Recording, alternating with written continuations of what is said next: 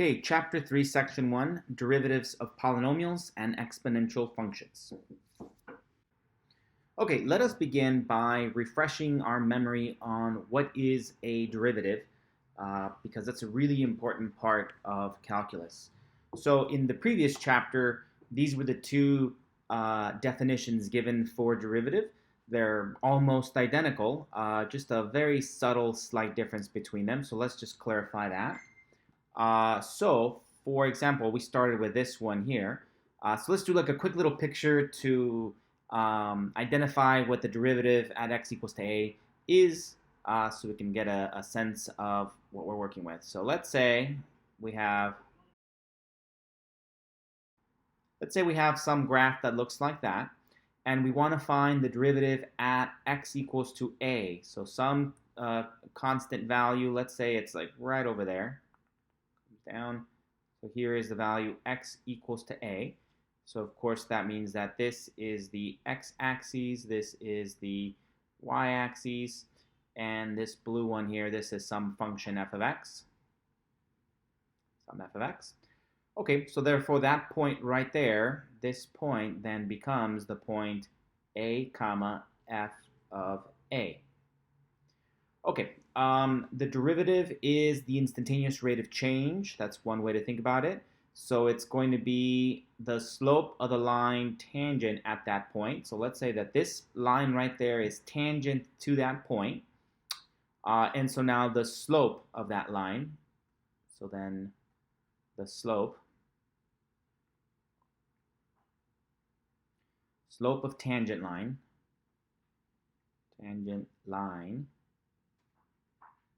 at point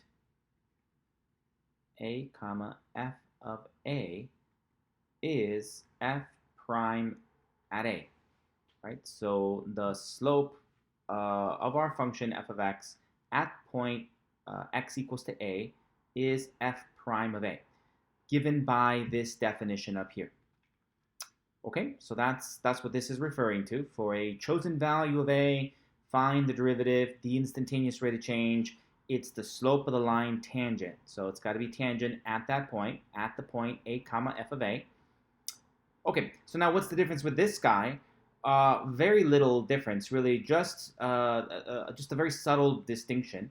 And that distinction is that when we were working with this one, with this definition, we had in mind a particular value, some particular value that's in the domain of our function at a, then we have that. Okay, so a typical question that we would run into in the previous chapter involving this formula might be something like this. Given f of x equal to, how about 3 minus x squared, find the derivative when x equals to 1. Okay, so then we can find the input-output pair. So then f of blank equals to 3 minus blank squared. So if we put a 1 here and a 1 here, we see that the output is going to be equal to f of 2.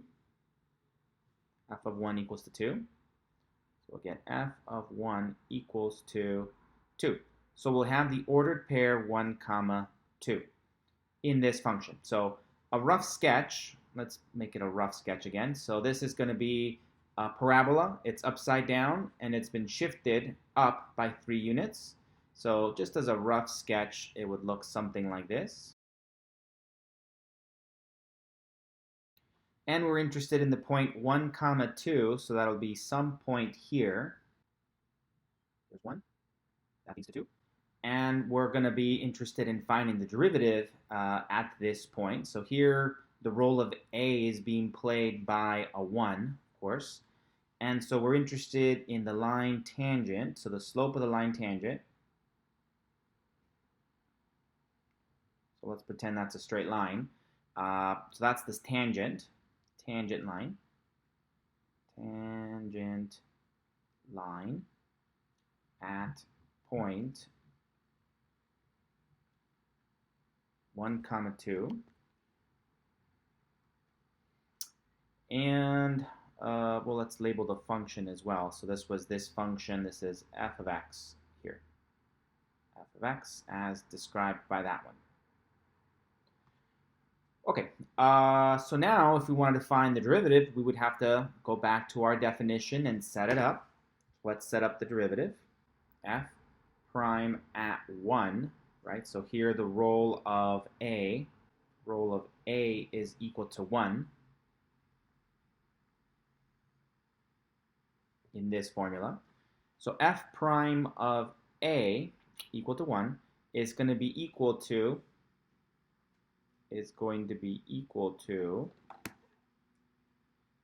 the limit. So then we further evaluate this. Remember, our function for this purpose is this one, 3 minus input squared, where this is the input for one of them, this is the input for the other one. So this is going to be the limit as h goes to 0 of, and I'm going to introduce some parentheses here just to make sure that there isn't any issues with this. This minus applies to the entire function, so it's minus f of 1, so minus the entire function. So for this front function, this will be 1 plus h, and for this one, there'll be a 1. Okay, so we've plugged it in, and now we have to do the hard work of figuring out what this limit is. Remember, our goal is going to be to get it to some point where we can evaluate it by plugging in a 0, h equals to 0, and getting a valid result. Using our understanding of limits, that if we have a rational function or a polynomial, we can just evaluate it by plugging in the value of our limit, and then that's equal to the limit. All right, so that's from the previous chapter. Okay, so let's figure this out. Okay, so we can rewrite it this way. I FOILed out the 1 plus h squared. That's how we get this right in here. And now, and the 3 minus 1 squared, that's just going to be the 2. And now I can distribute this minus across and simplify. So this will be equal to the limit as h goes to 0 of 1 over h, parentheses. We have 3 minus 2, that's just going to be 1, minus 1 minus 2h minus h squared. Then 1 minus 1 cancels. Now this cancels with that. The limit as h goes to 0 of 1 over h times minus 2h minus h squared. Now we can factor out one of those h's. So limit as h goes to 0 of 1 over h times h times minus 2 minus h. Right? So now the h's cancel out. Cancel, cancel. We're left with this. And so we get that the limit as h goes to 0 of minus 2 minus h. This is a polynomial, and we know that when we have a polynomial, we can just evaluate it. The limit of a polynomial is equivalent to evaluating that polynomial at our limit, and it'll give us the same answer. Right? So this is a polynomial. So we know that this is just going to end up being negative 2 minus, and then I'm just going to plug in a 0 for h. So I just get a final answer of negative 2.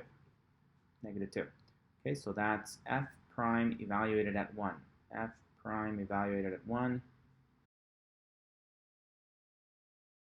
Okay, so after all that work, we figured out that the slope of this line tangent to the point 1, 2, that this slope is f prime of negative 1, which is equal to negative 2. Excuse me, f prime of 1, right? So this guy right here. Well, that was a lot of work, but we got it. We figured out the derivative at that point. And I like to imagine that, long ago, there was an awesome math teacher that handed out this question, and then they said, oh, fantastic, you did that, great. Now figure it out when x equals to 3, then figure it out when x equals to 4, then figure it out when x equals to 9. maybe just a bunch of them with the exact same function. So you just really have to redo this whole work, and every single time the only real difference is that you come over here and you change the 1 when you set up your equation, right? So you change it to a 3. Let's change all of those values to a 3. Change it to a 3, change it to a 3, change it to a 3, and then you'll figure out the derivative at that point. And then repeat the whole process when it's a 4, and repeat the whole process when it's a 9. Okay, so we see that it would be very beneficial to leave it as a variable, right? Instead of plugging in a constant, leave it as a variable. And of course, algebra loves x, so why not leave it as an x? So if we leave it as an x, then we work our way through here, we'll eventually end up with an equation such that when you plug in your input values, the output is going to be the slope of the function, right? So that's what the difference is between these two. Here we have a specific value of a, whereas here we're saying, no, let's just leave it as a variable. Let's leave the input as a variable, solve it, and we'll end up, if it exists, we'll end up with an equation in x, something where we input the x value and the output would be the slope of the line tangent at that point. Okay, so that's the difference between these two. And as we saw in the previous section, they can get really messy, whether you're letting a be a specific constant or whether you're letting the input be a variable. Either way, in order to find the derivative, you got to find, set up this differential and find the limit as h goes to 0, and that can get very, very messy. Even for seemingly simple equations, they get very, very ugly. And of course, in the previous chapter and in the test we just took, there was no other options. You had to do it this way. Right? We had to find the limit. We had to work our algebra magic to figure out how that limit exists. Well, in this chapter, we're going to move away from that by developing rules, patterns that allow us to avoid having to do the derivative or find the derivative through the definition of a derivative. Okay, so that's what we're going to do. We're going to start building rules and patterns that exist, one by one by one. We'll build them up, and then eventually we'll have this whole buffet of rules and patterns that we can rely on to find derivatives, rather than go back and do it by the limit definition. Though, of course, we can always go back and find the derivative by the limit definition. But like I said, it's going to start to get really, really, really ugly as we move forward. So I think we'll learn to love these rules. Okay, so rule number 1, what's the derivative of a constant? If f of x equals to some constant, c, what's the derivative? Find f prime of x. What is that? Okay, well, if f of x equals to a constant, remember that this is just a horizontal line for any constant, right? So for example, if f of x equals to 8, it's a horizontal line. If f of x equals to negative 3.2, it's a horizontal line, right? They're all horizontal lines. Let's graph them. So here is the line f of x equals to 7, for example. Or here is the line f of x equals to negative 3.2, for example. See, it's a horizontal line, right? Let's make it a constant, about, I don't know, p, slider. See, so if p equals any constant, it's always a horizontal line. Okay, so now what would be the tangent line? The tangent line is also the instantaneous rate of change from one point to another on our function. Well, if we just have a horizontal line, the tangent line is just going to be along that same line. And the slope of any horizontal line is always 0. Okay, So for that logic, we can conclude that the derivative of any constant, any function that's a constant, is always going to be 0. Let's look at the formal definition of a limit. So for example, now if we have f prime of x equals to the limit as h goes to 0 of f of x plus h minus f of x all over h, right? Here's our formal definition of the derivative. So let's apply this to this function. So the derivative is going to be equal to the limit as h goes to 0 of what is f of x plus h going to be when f is just the constant c. When the function equals to a constant, it means that no matter what the input is, the output is always just c. So this is just going to be c minus c, right? Doesn't matter what x is, the output is c. Doesn't matter what x plus h is, the output is c. And that'll go over h. And so we'll have the limit as h goes to 0 of 0 over h. And now you're thinking, oh, that's 0 over 0. No, not yet, because I haven't plugged in the h. I'm just simplifying this whole thing. And so this is going to be the limit as h goes to 0 of this. And, well, 0 over anything, as long as it's not 0, is going to be equal to 0. So this is just 0 before we plug in an h, right? It doesn't matter because, remember, the limit as h goes to 0 means that h is not going to be 0. We're just going to get really, really, really close to 0, but not 0. So on a point-by-point basis, this just always equals to 0. And so now the limit as h goes to 0, well, there isn't even any h anymore. So this whole thing is just going to be equal to 0.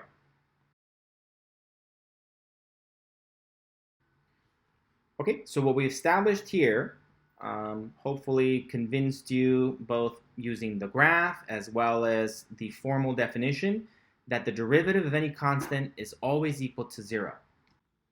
So this is how your textbook presents this rule. The derivative of a constant equals to 0. Of course, this is where c equals any real constant. Right? So for example, the derivative with respect to x of the value 7 equals to 0. If some function f of x is given as the square root of 9, well, the square root of 10, then f prime of x equals 0. Right? So just different ways of presenting it. How about y equals to pi squared? Well, remember, pi is just some constant, so the derivative, y prime, is equal to 0. Right? So whenever we have a constant of any real number, its derivative is going to be equal to 0.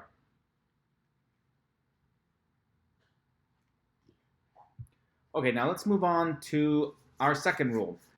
Okay, so now I want to find the derivative of a couple of functions using the definition that will, one, help us practice the formal definition a little bit more, and two, we're going to start to see a pattern that develops from the functions we're going to be working with, and from that we'll be able to deduce what the pattern will be in general, and then we'll be able to establish a pattern we can use moving forward with certain types of functions so that we don't have to do it the long way every time. Okay, so let's say, for example,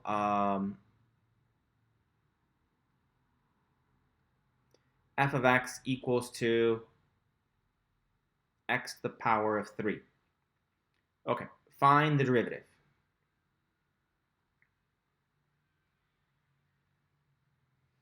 Okay, no problem. We jump right into our definition.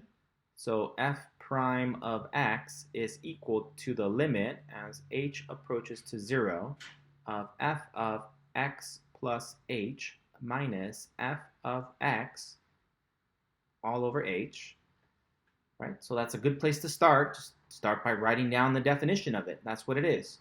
Okay, so next we write down the limit as h goes to 0 of, and now we just have to evaluate our function at this point, minus evaluate our function at this point, which happens to be the same letter there. Again, it's a little confusing because we keep recycling the same letter x over and over and over again, right? Okay, so x plus h is being raised to the power of 3 minus x is being raised to the power of 3, right? I just plug this into that function there, plug this into that function there, and then the whole thing gets divided by h. Okay, being divided by h is equivalent to being multiplied by 1 over h, so I'm just going to move that out in front a little bit and then simplify my notation a little bit. So this is going to be 1 over h times, instead of dividing by h, multiplying it by 1 over h. Okay, and then I want to figure out what this is. Boy, this is messy, right? Okay, so I'm going to have to go off to the side here and figure out what this power of 3 is. There's a pattern that exists. If you know the pattern, awesome. If not, I'm just going to do it the long way here because I don't feel like going through a whole side rabbit hole thing about what that is. But if we don't know, that's fine. Let's just do it on the side here. So if you don't remember what the pattern is, then just do them one at a time here. So let's take 2 of them. That should be really easy. That pattern's easy. That's going to be x squared plus 2xh plus h squared. So now all I have to do is take that and multiply it by another copy of x plus h. So I'll have x squared plus 2xh plus h squared and multiply that by another copy of x plus h. And then together, the final answer will be equal to x plus h cubed. Okay, so let's figure out what that is. So that'll be x to the power of 3, taking this times that one, plus 2x squared h plus x h squared. So I took one of these x's and multiplied it by each of these terms. And then I'm going to take the other h and multiply it by each of those terms. So it'll be an h times an x squared. Oh, that's like this one here. So it'll be plus hx squared. That's these two. And then h times the middle one, that'll be 2x h squared. Oh, x h squared. So that'll be like this one. 2x h squared plus h to the power of 3. Good. Then we add common terms, and we end up with x to the power of 3 plus, these two are identical. We have an x squared h together, they give us a 3, plus 3 x squared h plus 3 x h squared plus h cubed. Okay, so if you remembered this pattern, great. If not, then don't worry about it. So that's what this is, right? We FOIL them all out. That's what this is right here. So this turns out to be I'll leave it in green. So this turns out to be the x cubed plus 3 x squared h plus another 3 x h squared plus h cubed. That's this term. Minus, and then, well, it's just x cubed. Nothing special there. All right, luckily this first term and that one will cancel. So this cancels out with that. And what we have left over is this. So now what we have is that this equals the limit as h goes to 0 of 1 over h. And then what survives is these three terms. So it'll be a 3x squared h plus 3x h squared plus h cubed. Good. Okay, so all of them have a factor of h. So we can factor out one h from each of these terms, and then that'll ultimately reduce with that h. So this will be equal to the limit as h goes to 0, 1 over h times 3x squared plus 3x xh plus h squared. Right? So this has h to the power of 1, h to the power of 2, h to the power of 3. So if we factor 1 out, then this first term will no longer have an h. This middle term will now have h to the power of 1. And this last term now has h to the power of 2. Okay, so now, finally, these two h's will cancel. And we get to a point where we just have a polynomial. And we know that when we want to find the limit of a polynomial, it's equivalent to just evaluating that polynomial at that point. So, because this is a polynomial, we get this. The limit as h goes to 0 of 3x squared plus 3xh plus h squared, and this is just some polynomial,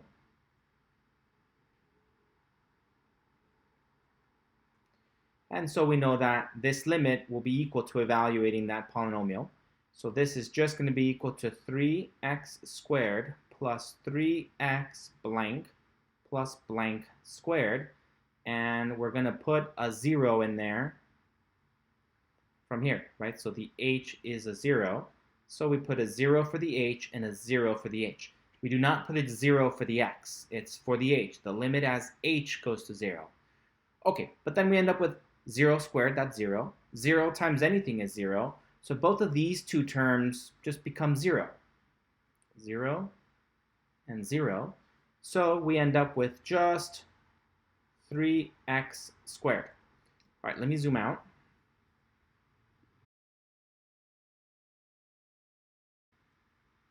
Okay, so let me put that over here in a nice little box. So we had that given that f of x was equal to x to the power of 3.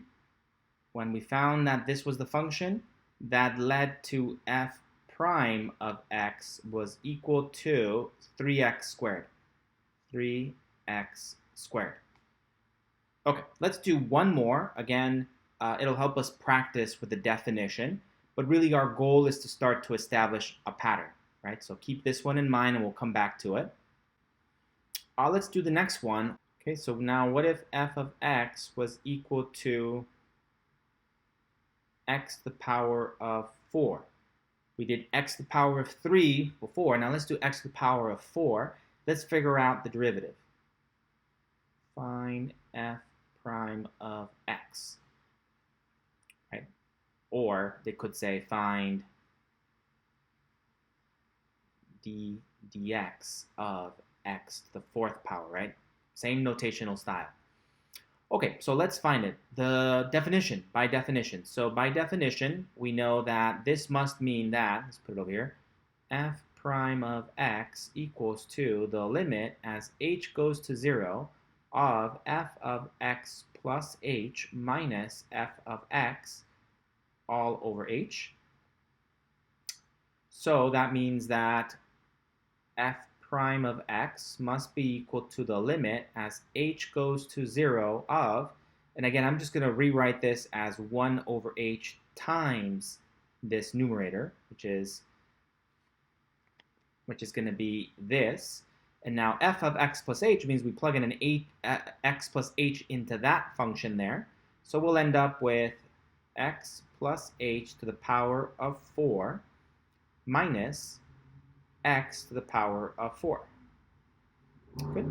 Now again, if you just remember the pattern for this, then fantastic. And if you don't remember the pattern, well then you can just do them one at a time.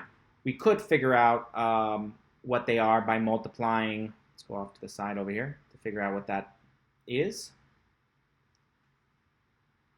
We want to do x to the power of x plus h to the power of 4. What we could do is just do x plus h squared. That's an easy pattern. Figure out what that answer is and multiply it by x plus h squared. That's one way to do it. So this would be x squared plus 2xh plus h squared. That's this one. And multiply that by x squared plus 2xh plus h squared. and then we'd have to FOIL this whole thing out and get our answer there. That's one way to do it. Or if you already remembered your previous pattern from before, we already know what that is. That one is x to the third power plus 3 x squared h plus 3 xh squared plus h cubed. Right? So it's a pretty easy pattern if you remember it. And once we have that, all we have to do is multiply this by one more multiple of x plus h, and that'll give me x to the fourth power. So x plus h to the fourth power is the same thing as x plus h to the third power times x plus h. And we already have that x plus h to the third power is this thing. So I end up with the product of x to the third plus 3x squared h plus 3xh squared plus h cubed. That's this one. Times x plus h, right? And so now I have to multiply each one of these by an x, and then come back and multiply each one of these by an h. So if I raise all the x powers by 1, I get x to the fourth power plus 3x to the third h plus 3x squared h squared plus xh cubed. And now I come back and multiply each one of these by h, or raise the power of h by 1. So I end up with an x cubed times h, which is like this one. So x cubed h plus, and it'll be x squared h squared plus 3 x squared h squared. And then this one's going to be xh to the third power plus 3 xh cubed, finally, plus h to the fourth power. Okay, so now we just combine like terms, and we see that we get x to the fourth power plus 4 x to the third h plus 6 x squared h squared plus 4 xh cubed plus h to the fourth power. Okay, so again, if you remember the pattern, then you don't have to do it this long way. That's fine. It's not a very difficult pattern to remember. But I'm not going to spend more time on that. That's a separate little rabbit hole I can go down. But at any rate, so that's what it is. So let's come back over here and rewrite what this is back in our equation. So back to this guy. I want to find the derivative. So the derivative with respect to x is going to be the limit as h approaches to 0 of 1 over h times, now that first one, let's put it in green so it's clear. It's x to the fourth plus 4 x h to the third plus 6 x squared h squared plus 4 x to the third h to the first plus h to the fourth. All of that minus x to the fourth. Okay, so that's what that is. And again, luckily, the first term and the last term will cancel. And these are the only survivors.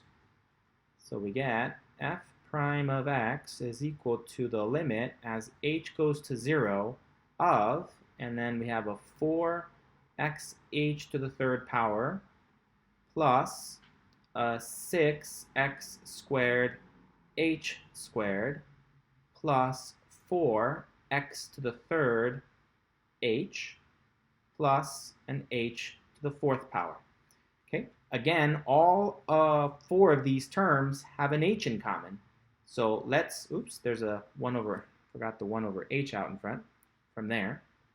So let's factor out an h from the numerator, and we get that f prime of x is equal to the limit as h goes to 0 of 1 over h times, and we can factor out an h from all of those values in the numerator, giving me a 4xh squared plus a 6x x squared h to the power of 1 plus a 4x to the third power plus h to the third power. Right? So I lowered the exponent by 1 for all of these, the exponent on h by 1. And then, of course, this one only had one h, so it's the only term that doesn't have an h anymore. Okay, now these h's cancel. This guy cancels with this guy. And what we're left with is that the derivative then is equal to the limit as h goes to 0 of 4xh squared plus 6x squared h plus 4x cubed plus h cubed. Okay, and the result now is this polynomial. And as we know by now, when we're trying to find the limit of a polynomial, we can just evaluate. Because it's a polynomial, the limit is equal to evaluating it at that point. So that means that derivative is going to be equal to 4x blank squared plus 6x squared blank plus 4x cubed plus blank cubed. And the thing we're going to plug in there is going to be this 0, right? The h gets replaced by a 0. Okay, well, 0 squared is 0. 0 times anything is 0. So that means this first term is going to be 0. This second term is going to be 0. And this last term is going to be 0. So the only thing that survives is this. And that's our answer. So we get that f prime of x is equal to 4x cubed.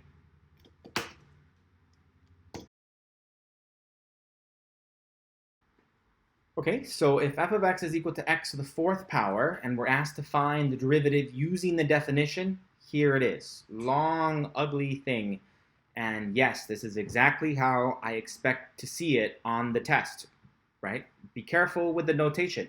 I've already seen a few of you have kind of been asking me about your work, so I've seen a few of you, the work that some of you are doing, and you're missing all of this out, right? You can't just solve it sort of like scratch work on the side and not come back and organize it, right?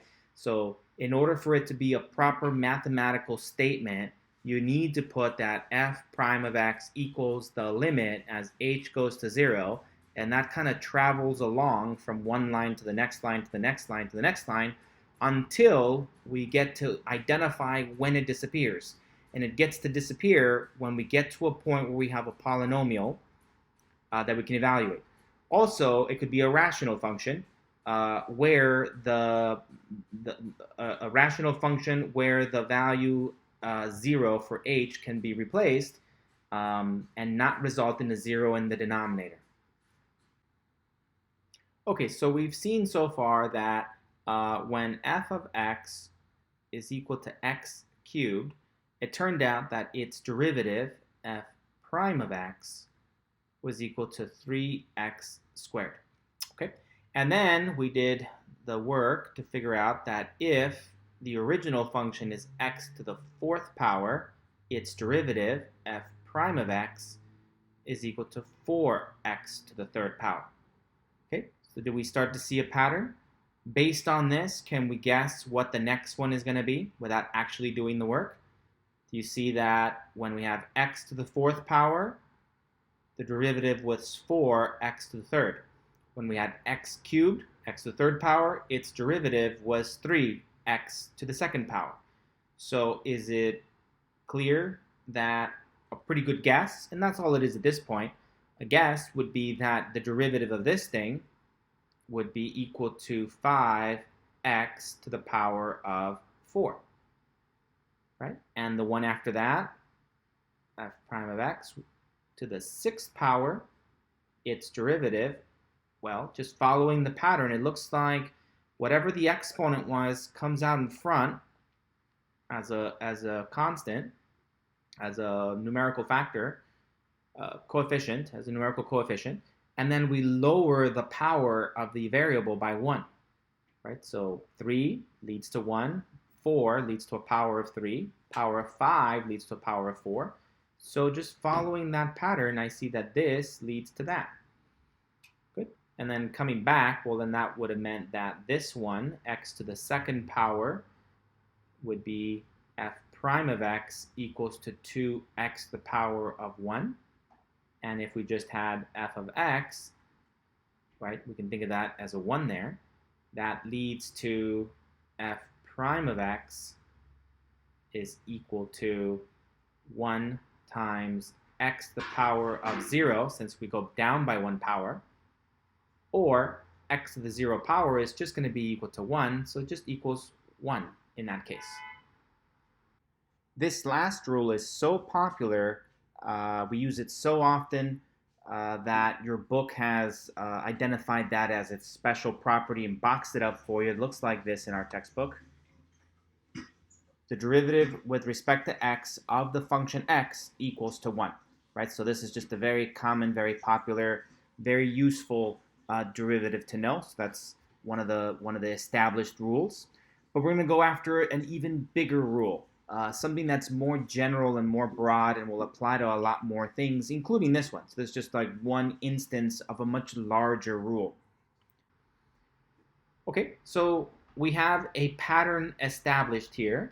And so if we just keep going along this path, we go dot, dot, dot, dot, dot. Let's write it down in general.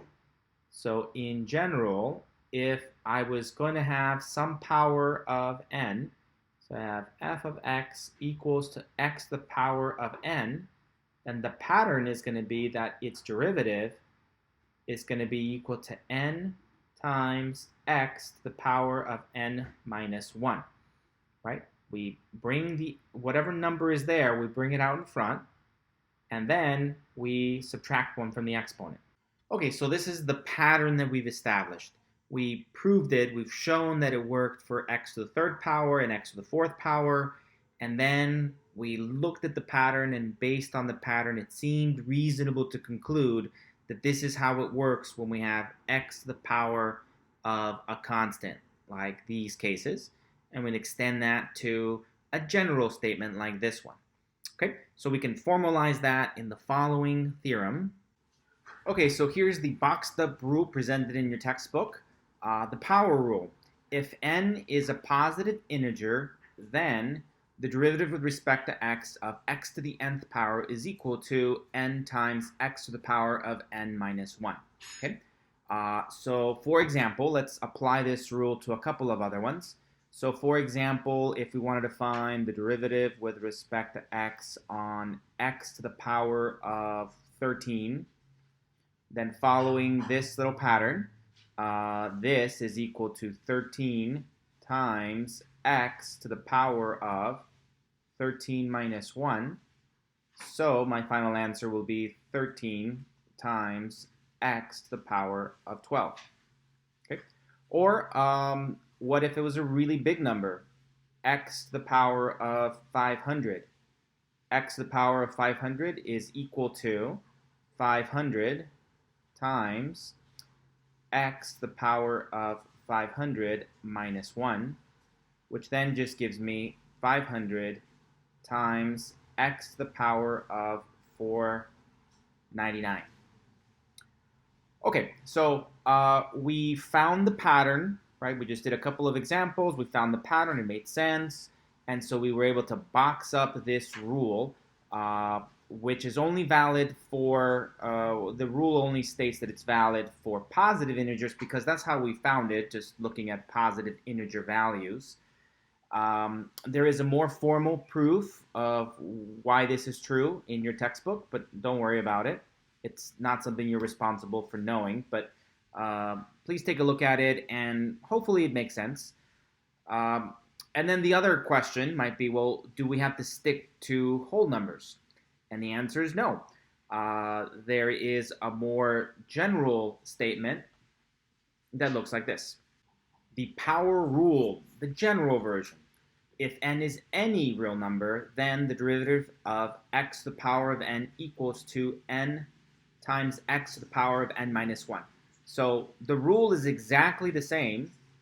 The only difference is that up here in this statement, we were only considering cases where n was a positive integer value, whereas now the more general version is opening up the possibility that n could be any real number, positives, negatives, fractions, rationals, irrationals, any real number. Okay, let's do some more examples. What if f of x was equal to x to the power of -4? It doesn't have to be positive constants, uh, um, natural values or counting numbers. It could be integer values as well.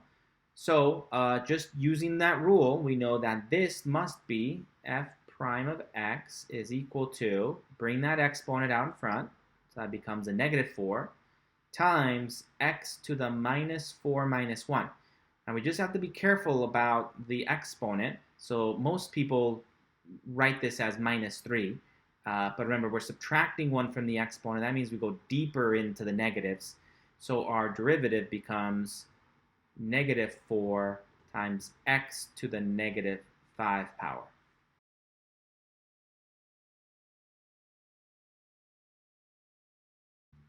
What if f of x is equal to x to the power of 2/7?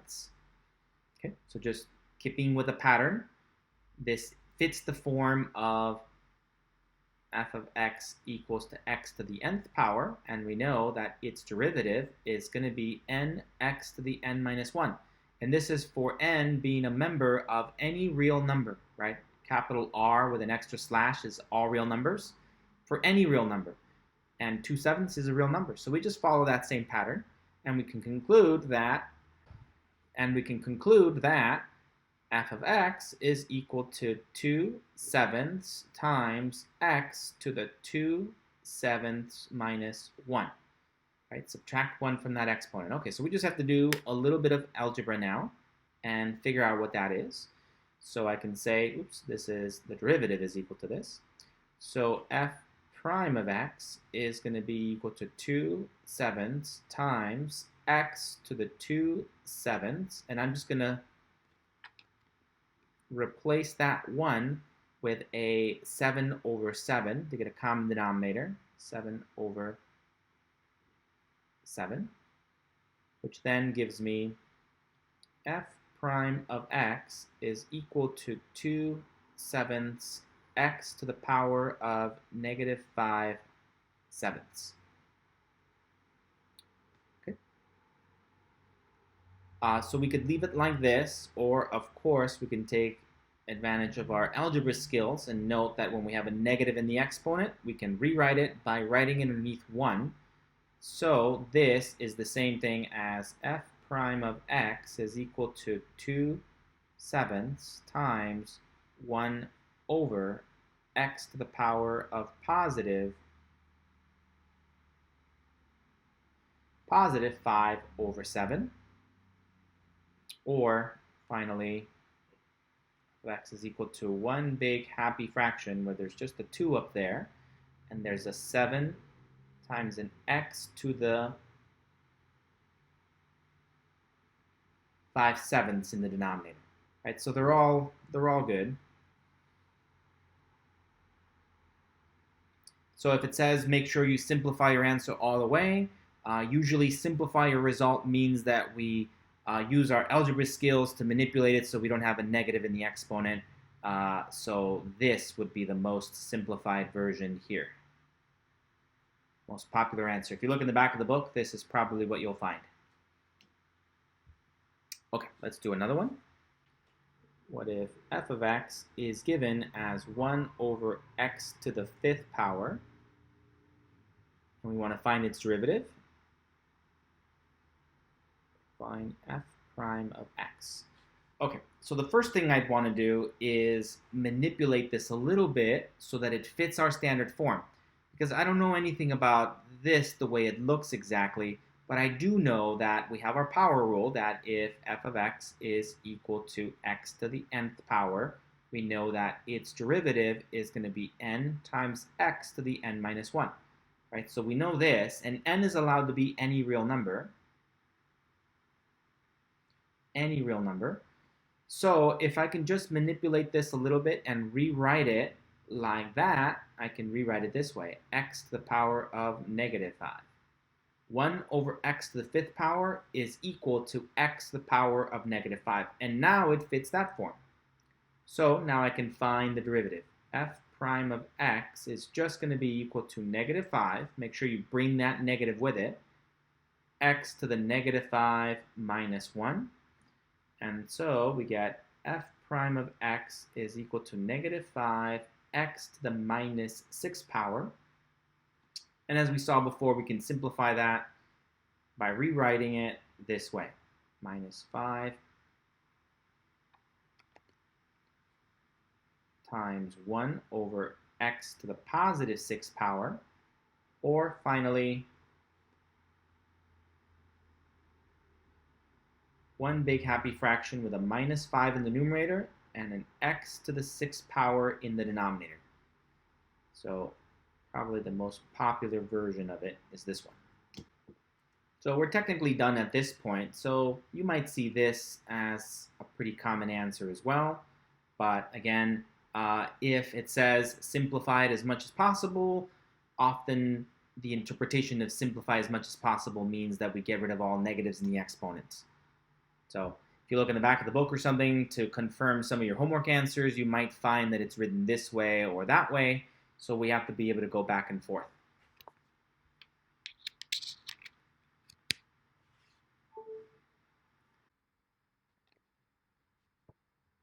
Okay, what if f of x is equal to the square root of x? Find its derivative. Okay, so just like before, we want to manipulate this a little bit. And again, we want to use the power rule, knowing that if f of x is equal to x to the nth power, then its derivative is going to be equal to nx to the n minus 1, and this is where n is any member of the real number set. Okay, well, this doesn't quite look like that right now, so we have to manipulate it a little bit. Luckily, we remember from algebra that the square root is equivalent to x to the power of 1/2. Right? That 1/2 there is this invisible little 2 here. So if there's others, so for example, cube root of x is equal to x to the 1/3 power, and the 5th root of x is equal to x to the 1/5 power, as we see this pattern. And if we see the square root of x, well, square root of x is the same thing as having this little invisible 2 there. By default, if we don't see anything there, blank, then it means that there's a little 2 there. And so this equals to x to the 1/2 power. So hopefully that looks familiar. And so if we manipulate a little bit, then we have something that does fit this form. So now following our pattern, we can find the derivative pretty easily. This turns into 1/2 x to the power of 1/2 minus 1. Bring the exponent out in front like a linear factor, and then we subtract 1 from the exponent. So now simplifying it, we get that the derivative is equal to 1/2 x to the power of minus 1/2. And so simplifying that, we get f prime of x is equal to 1/2 times 1 over x to the positive 1/2 power. And so f prime of x is equal to a giant fraction where there's a 1 in the numerator and then a 2 square root of x. Okay, so that's probably the most popular way in which this answer is written. What if this was the function? 1 over the 5th root of x. Find the derivative, f prime of x. Well, again, using the same power rule, we know that if f of x is equal to x to the nth power, then we know that the derivative is equal to n x to the n minus 1. N gets to be any real number.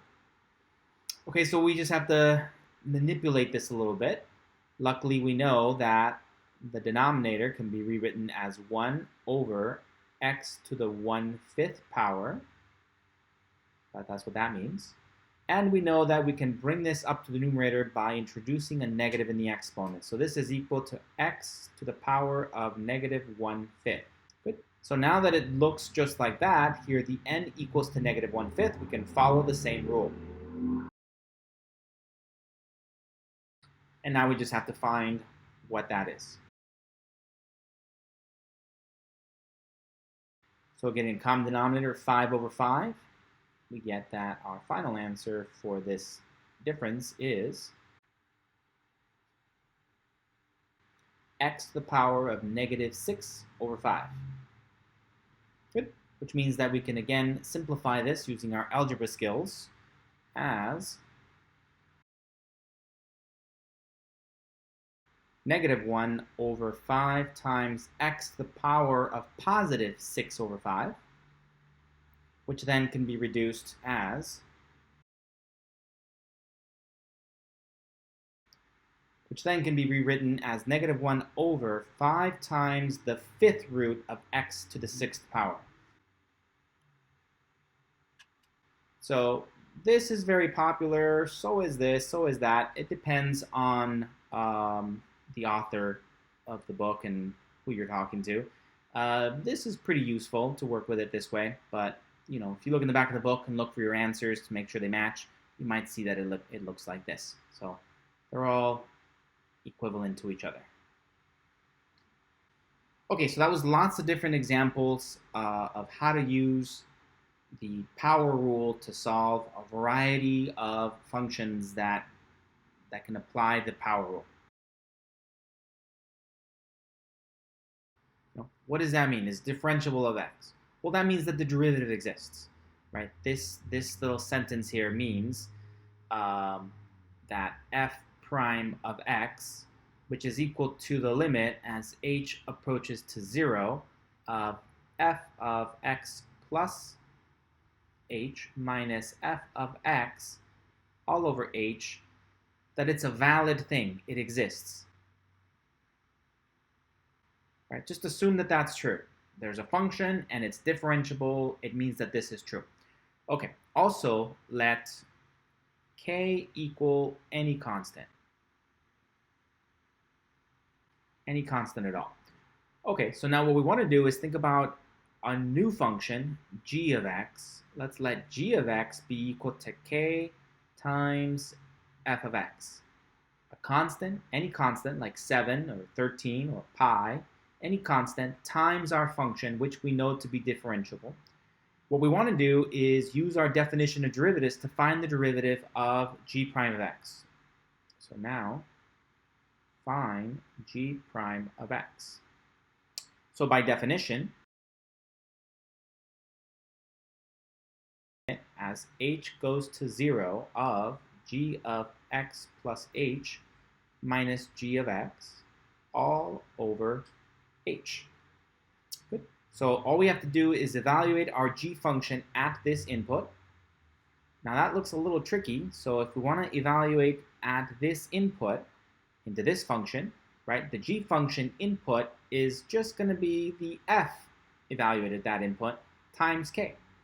Good. So this just turns into k times f of x plus 1. That's g of x, oh sorry, not plus 1, plus h. That's what this is. Inputting x plus h into this function is just k times f of x plus h. Minus, now inputting the x, well that's just this. That'll be k times f of x. All of that gets divided by h. We still have our limit as h approaches to 0. And that is our derivative. Okay, so what we want to note is that we can factor out this k from there, and there's a k there. We can factor that out. So this is going to be equal to the limit as h approaches to 0 of k times, and then this is f of x plus h minus f of x divided by h. And if we look at our rules for limits, we know that if we have a constant times a function, we can bring that constant out in front. This limit, as h approaches to 0, has nothing to do with that one. If this was just an h out here, you couldn't ignore it and put it out in front. But because it's a variable that has nothing to do with that h, we can just pull it out in front. So this is equal to k times the limit as h approaches to 0 of f of x plus h minus f of x all over h. So this is, g prime of x. So g prime of x equals this. And, well, all of this right here, this is the derivative of the f function. Now, I don't know what it is, but I know it exists. So I can just refer to it. And so we can conclude that g prime of x is equal to k times f of x. Okay, let me zoom out.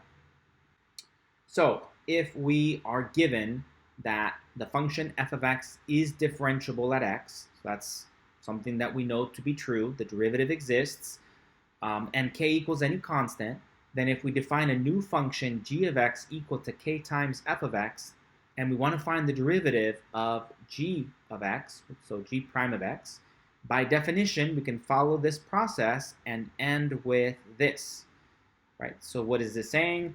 It's saying that if we are given a g function, which is a multiplication of a constant times a function that we know is differentiable, then we can just multiply the constant times the derivative of that function, right? That's what this is saying.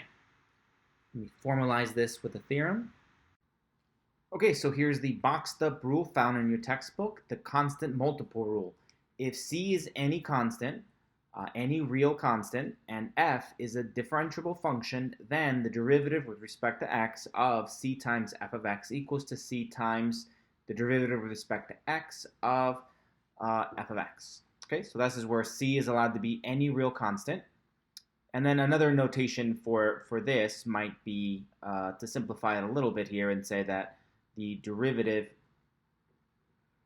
derivative with respect to x of this c times f of x is equal to c times f prime of x. Good? Okay, let's take a look at some examples that use this newfound property. For example, if we had f of x equals to 5x to the power of 3, we know that x to the power of 3 is something that is differentiable, and we know that we can use the power rule to simplify it. So now if we want to find the derivative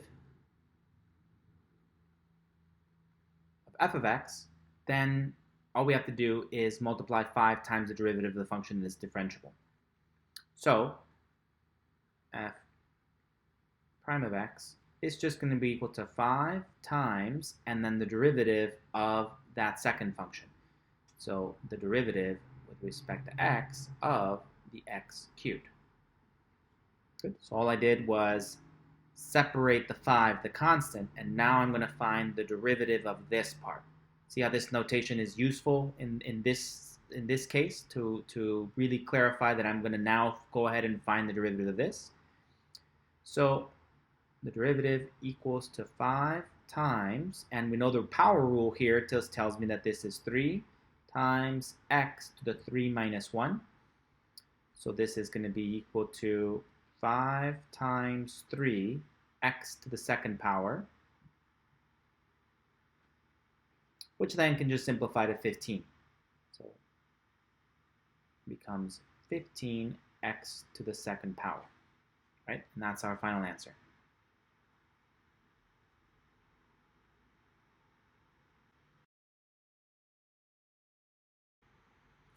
Say f of w equals to w to the 4th power over 3. Remember, x is just a dummy variable. There's nothing special about it. So instead of x, we can use w. Okay, so then again, we can think of this as a constant times w to the 4th power. So this is the same thing as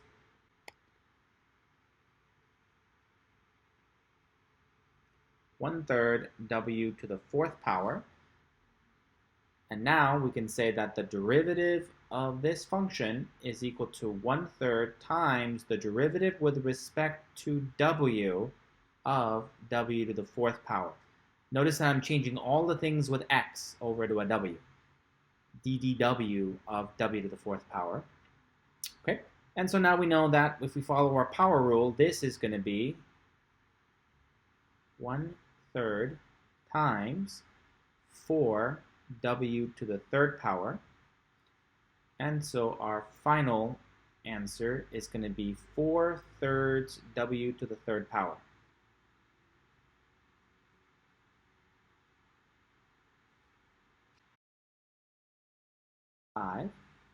Again, we don't have to use x. Nothing special about x. We could use the letter n. So f of n equals to 1/3 times n to the 5th power. Again, we can simplify this a little bit using our algebra skills and say that this is equivalent to 1/3 times n to the power of -5.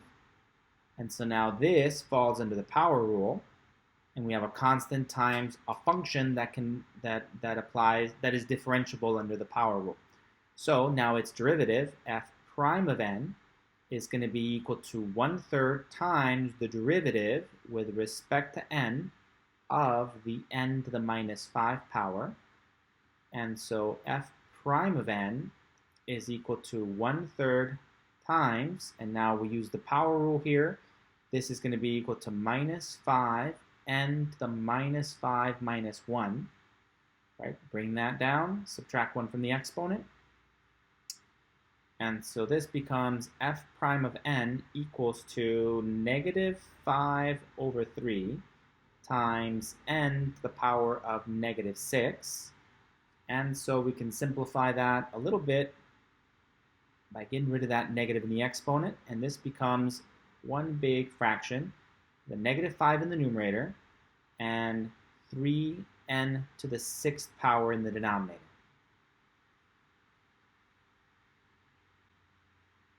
Just in case this n is confusing people, I know it's hard to wing off the x's, right? So let me rewrite it real quick here with just x's to see how it would have looked, right? Particularly this right here. So for f of x equal to 1/3.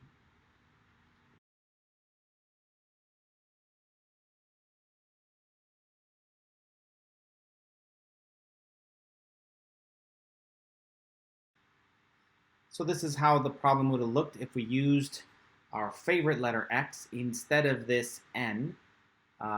So it takes a little bit of time, I think, to get used to using different variables, especially when it comes to this new notation we just learned, that this represents the derivative of our function with respect to the variable, which in this case the independent variable is x. So we write ddx of our function written in x. But here, if we're using the letter n, then we need ddn.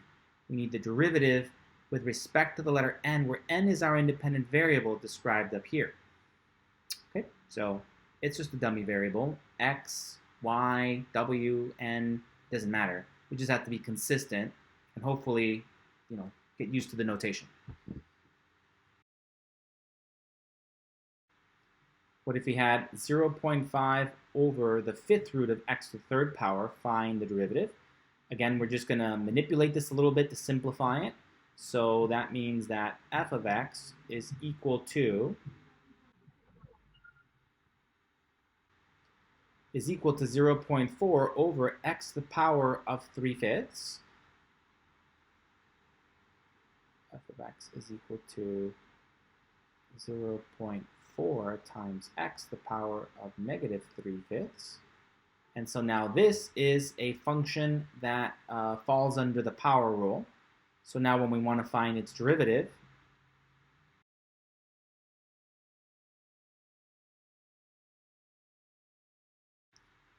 -3/5 minus 5/5, which becomes -8/5.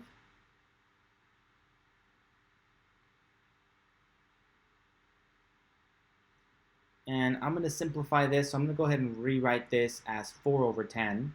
Get rid of that decimal. 0.4 is the same thing as 4/10 times negative 3 over 5. I know nothing is really going to reduce here, so I'm just going to go ahead and multiply 4 times 3 over 5 times... Oh, well, this reduces a little bit. Never mind. Okay, so I know this is going to reduce. There's a 2 there, and there's a 5 there. And then nothing else reduces. And then here, this turns into times x to the power of negative 8/5.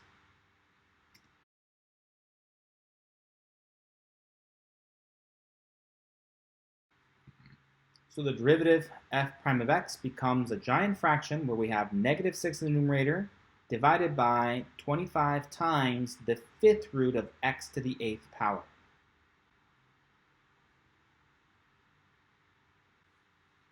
Okay, so the power rule is very, very useful. And we can use it, we can apply it in many cases where we can just manipulate the original statement by a little bit to make it fit a form that allows us to use the power rule, right? That coupled with the theorem that indicates that if we have a constant in front of our function, we can just ignore the constant, put it out in front, take the derivative of the function if it's differentiable, and then we can find those derivatives. Okay, so hopefully this is clear enough. Given that f of x and g of x are differentiable,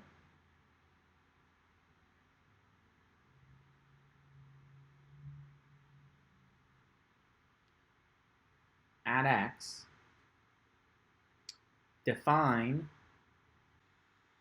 let's define this new function w of x to be equal to f of x plus g of x. Okay, so it's a new function defined to be as the summation of these two known functions, these two given functions, and we know that those two functions are differentiable at x, their derivative exists. Okay, so now let's find the derivative of this w function. Find w prime of x, the derivative of this new function. So by definition, we know that w prime of x is equal to the limit as h goes to 0 of w of x plus h minus w of x divided by h. Okay, well, plugging this into there means that we get f of x plus h plus g of x plus h. So this is going to be equal to the limit as h approaches to 0 of f of x plus h plus g of x plus h minus parentheses f of x plus g of x all over h, right? In other words, this part right here, finding w of x plus h, well, the w is the summation of these two functions, so all of this right here is this one, w of x plus h. And the w of x, this one, well, that's this. Don't forget to put a subtraction there. And all of that goes all over h. Okay, well, we know that we can simplify this. This is equivalent to the limit as h approaches to 0 of f of x plus h plus g of x plus h minus f of x minus g of x all over h. And we know that we can move around the order of these things as long as we keep track of the sign. So we can make this equal to this, the limit as h approaches to 0 of f of x plus h minus f of x plus g of x plus h minus g of x, right? So all I did is swap around the order here, keeping track of the sign. All of that still stays all over the h. And now we can separate this into two pieces. This is equal to the limit as h approaches to 0 of f of x plus h minus f of x all over h plus the limit as h approaches to 0 of g of x plus h minus g of x all over h, right? Our rules for limits tell us that we're allowed to do this. And now what we have is that this is exactly equal to the derivative of the function f.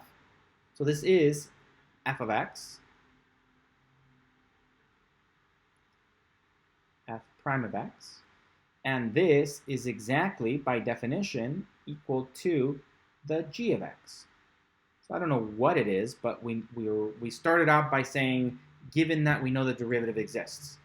So we have, let me zoom out, this was the w.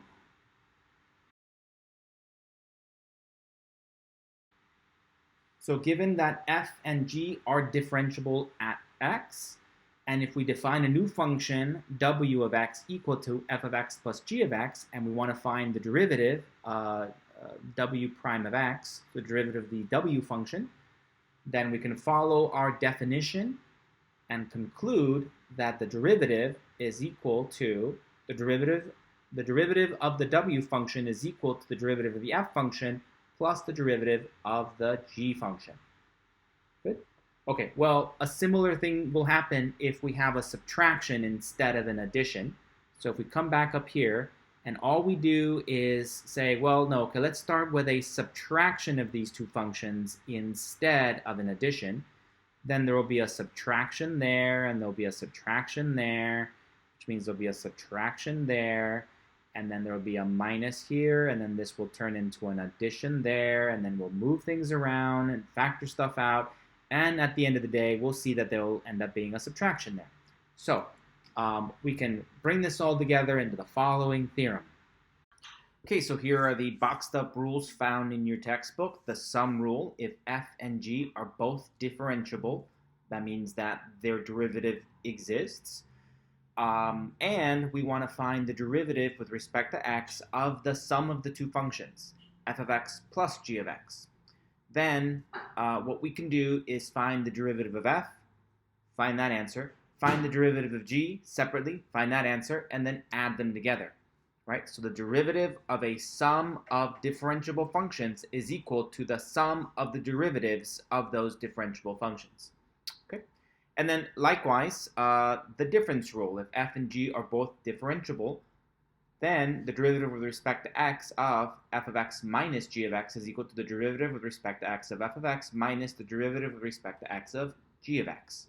Okay? So what we should take away from this is that if we have a complicated statement, like a polynomial, that's separated, a bunch of terms separated by additions and subtractions, and we want to find the derivative of it, then what we could do is separate it into little pieces, where we find the derivative of individual terms, and then once you find those answers, we can add them or subtract them to come up with our final answer.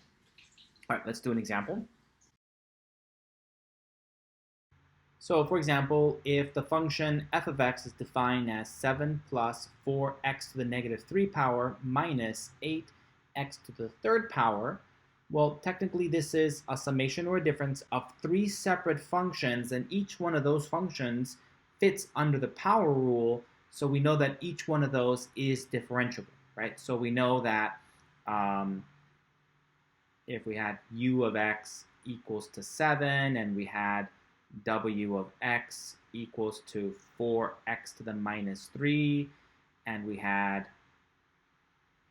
v of x equal to 8x to the third power, each one of these is differentiable by the power rule. And so what we have here is some function that is being described as a summation or a subtraction of other functions that we know are differentiable. This is equal to u of x plus w of x minus v of x. Okay, we don't have to do all this work every single time. I'm just pointing out that this is really very easy to find if we use our theorem. So f prime of x is then really equal to the derivative of the u function plus the derivative of the w function minus the derivative of the v function. Right? So we can just find each one of them separately. Well, we know that the derivative of the u function, well, that's just going to be 0 because that's a constant. We know that the derivative of the w function, well, that's going to be equal to negative 8x to the negative 3 power, right? Multiplying negative 2 times 4 makes it negative 8. To the power of subtracting 1 from the exponent brings you over to negative 3. And finally, v prime of x is equal to 24x to the second power. Right? And so you bring those in here, and we get f prime of x is equal to 0 plus negative 8x to the negative 3 power minus 24x to the second power. Okay, well that 0 doesn't do anything, so we can just get rid of it. And so my final answer would be negative 8x to the negative 3 power minus 24x to the second power. Okay, well nobody ever writes it this way. This is an overkill for sure. Defining each piece as a separate function, taking the derivative of each one, coming back, redefining our function as a summation of these other functions. Okay, people don't really do that. So hopefully this is helpful to see the pattern. But moving forward, never do this unless you're asked to do it that way. But all we have to do is the following, and it's really easy. 4x to the negative second power minus 8x to the third power. Well, all we have to do is take the derivative of each one. We want to take the derivative with respect to x of the 7 plus the derivative with respect to x of the 4x to the negative 2 power minus the derivative with respect to x of the 8x to the third power. Right? We just take the derivative of each one separately when they're separated by additions or subtractions. So you don't have to do this whole thing of defining them as separate functions. I was just pointing out how it fits into our theorem. Okay, well, now we can just find these derivatives. So f prime of x gives you a 0 for that one, plus a negative 8x to the negative 3 minus 24x squared. And so from there we can conclude that this is equal to negative 8x to the negative 3 power minus 24x to the second power. And now this might be good enough, or you might be asked to simplify it because the negative in the exponent. So this could be rewritten as negative 8 over x to the third power minus 24x to the second power. And again, that might be good enough. Or they might ask you to bring it all together under one big happy fraction, which means we'd have to multiply numerator and denominator by x to the third power. So times x to the third over x to the third. And so we could arrive at our final answer. Prime is equal to one big happy fraction where the denominator has an x cubed and the numerator has minus 8 minus 24 x to the fifth power all over x to the third power. So this is a perfectly good answer. So is this part before we decided to multiply the numerator and denominator by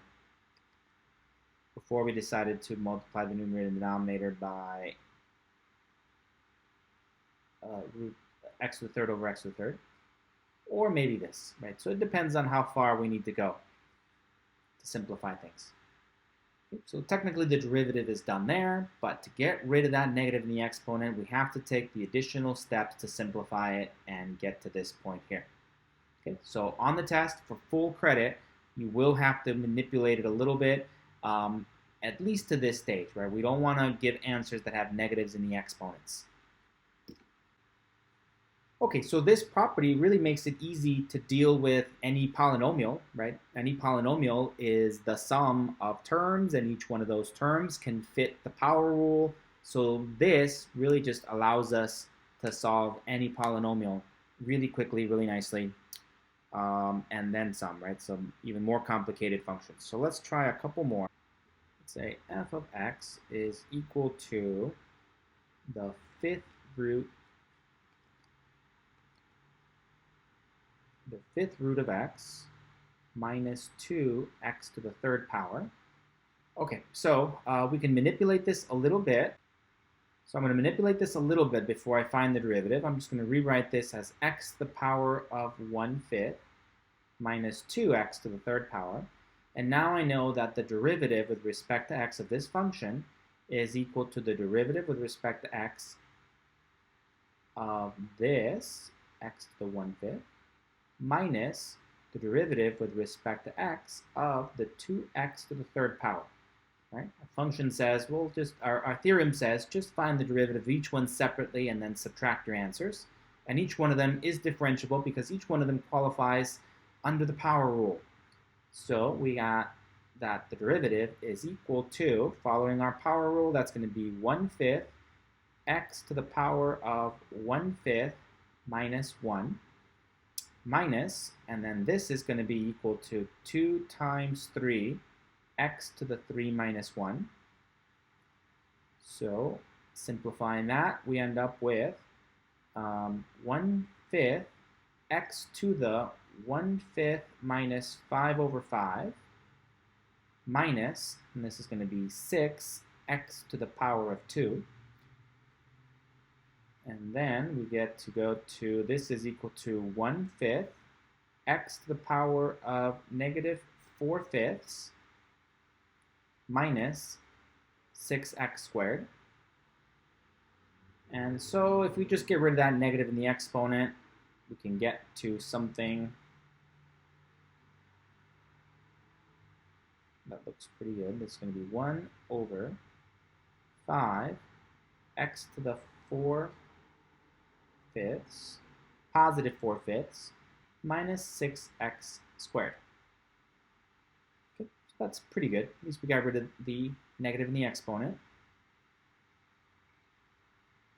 So as long as you get rid of the negatives in the exponents, I'm happy with the answer.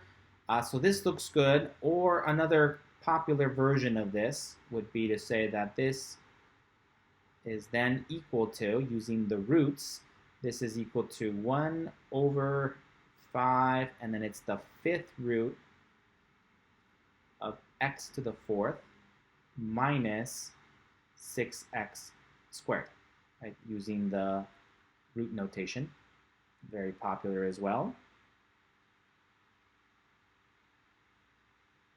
And then we could, again, figure out a way to combine them and make them into one big happy fraction.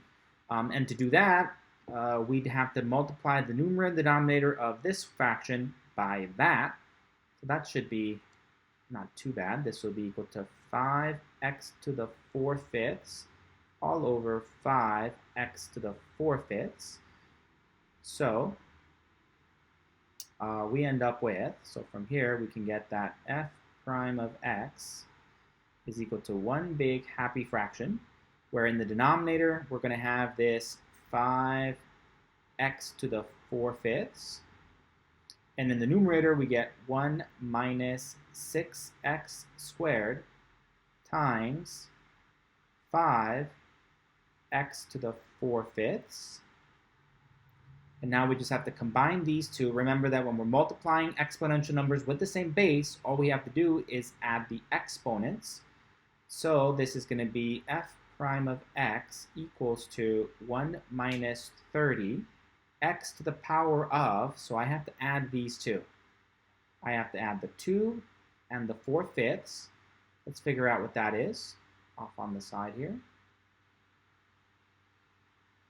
So if I just figure out what is 2 plus 4/5, common denominator of 5, let's multiply it by 5 over 5. We get 10 over 5. That's going to be 10 over 5 plus 4 over 5. So we end up with 14/5. Okay, so that's what the summation of these two is, 14/5. So let's put that here. 14/5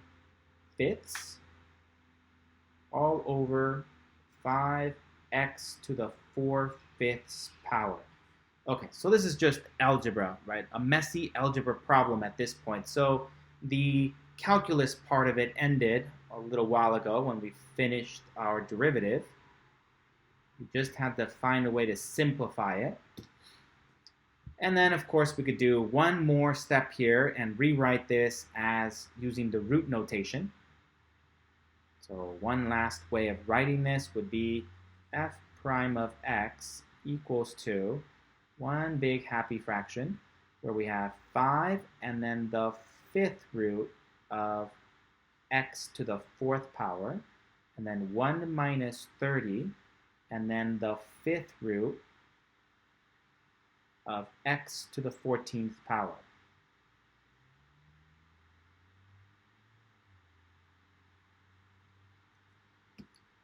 Whew. Okay, lots of fun ways to represent this, and they're all the derivative. Okay, so let me zoom out, zoom out, zoom out, zoom out. Okay, if you're wondering, well, which one do I have to do? Well, for the homework, well, you should be able to do them all. You should be able to manipulate them algebraically from here to here to here and to here. But for the homework, look in the back of the book or Chegg or wherever you're finding your answers to confirm that it matches the answer. So if you look in the back of the book and this is the way it's written, then you need to be able to manipulate this to make it look like that. Or maybe it's written this way. So you, again, need to be able to do the manipulation to be able to get it to look like that. So that's a good meter stick. Make sure it matches whatever the solution is. Another sort of guideline is, in math, if the original question was given using this style of notation, the 5th root like this, then we would like our final answer to kind of match it. On the other hand, if the original question was given already with a fractional exponent, then our final answer should match that as well. So that could be a clue of what the final answer should be. And most importantly, on the exam, what do I want? Well, follow the instructions. If I say simplify it all the way, I might say, make sure you simplify it all the way and leave fractional exponents or positive fractional exponents, or I might say make sure you use root notation. So, follow the instructions. I would normally accept anything. The only thing I really usually stop at is accepting negatives in the exponents. But follow the instructions to get full credit, right? The instructions on the test. Good. If there's no instructions, then by default, you'd want to get rid of negatives in the exponent. That's really the only thing that's pretty consistent throughout math. We don't like negatives in exponents. Okay. Another example.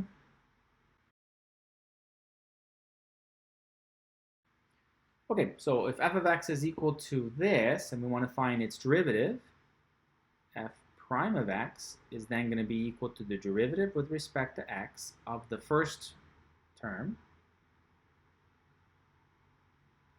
minus the derivative with respect to x of the middle term plus the derivative with respect to x of the last term. Right? And then each one of these we can simplify. This is the same thing as the derivative with respect to x of 2/3 x to the negative 2. Right? I haven't found the derivative yet. I've just manipulated this a little bit to make it look like that. Minus the derivative with respect to x of x to the minus 4th plus the derivative with respect to x of 1/11 x to the 2nd power. Right? I haven't found the derivative yet. That's why I still leave this notation here, meaning that I have to find its derivative. Okay, so now I find the derivative, and that's how I get rid of that notation. Okay, so then following our power rule, they all qualify under the power rule. So this is going to be equal to 2/3 times negative 2 x to the negative 2 minus 1 minus, and then this is going to be minus 4 times x to the minus 4 minus 1 plus, and this is going to be 1 over 11 times 2 x to the 2 minus 1. Right, just using that power rule. So this is equal to negative 4 thirds x to the negative 3 power plus 4 x to the negative 5 power plus 2 over 11 x to the 1 power. And then again, getting rid of the negatives in the exponents. X is equal to negative 4 thirds 1 over x to the 3rd power plus 4 over x to the 5th power plus 2x over 11. Okay, well, at least we got rid of the negatives in the exponents, so that's a pretty good answer. Or they might want you to bring it together under one big happy fraction. Again, follow the instructions. If we wanted to do that, we need a common denominator. And so that common denominator is going to be to make sure all the fractions have an x to the 5th, and that all fractions have a factor of 3, and that all fractions have a factor of 11.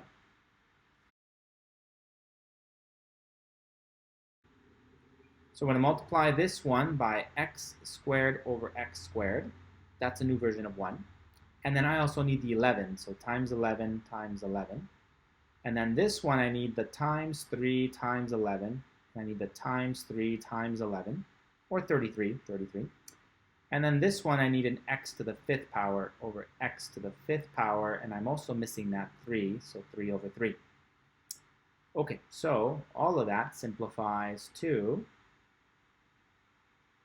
f prime of x is equal to negative 44 x squared all over 33 x to the 5th plus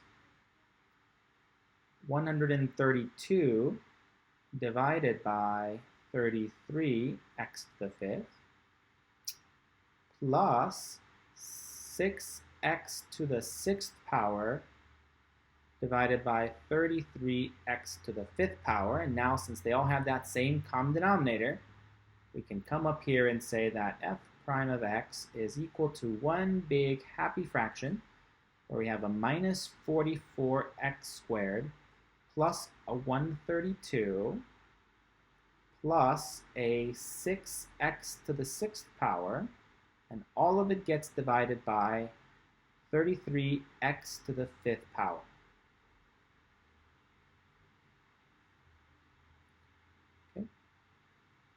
All right, so that's just algebra, though. This part here, from there to there, is where the calculus ended, right? So this is the derivative. We found it. We just need to simplify it a little bit. And there we go. Okay, so the point is that if we have a complicated or a long function that's divided up, broken up by addition and subtraction signs, that we can just find the derivative of each one separately, find those answers, and then add them or subtract them to get to our final answer. Once we do that, then it's just a matter of algebra to figure out how to simplify it and reduce it down to the form that that is needed to submit your work. Okay. Most important part right now is to get used to the notation. Right? Please fight the urge to want to take weird little shortcuts that we're not allowed to use yet. And also, remember that the goal is not to find the answer, right? I often get a whole bunch of sort of gibberish off to the side that I can't figure out heads or tails of, and then all of a sudden it all comes together and there's the answer. You'll get partial credit there, but in order to get full credit, it needs to be something that can be read from line to line to line to line. So make sure you practice doing that on your homework so you can get full credit on the test. Okay, we need full mathematical sentences from line to line to line to line. Okay, one last example. Let's say f of x is given to be something like this. 2 plus x to the third power all over, say, x to the fifth power.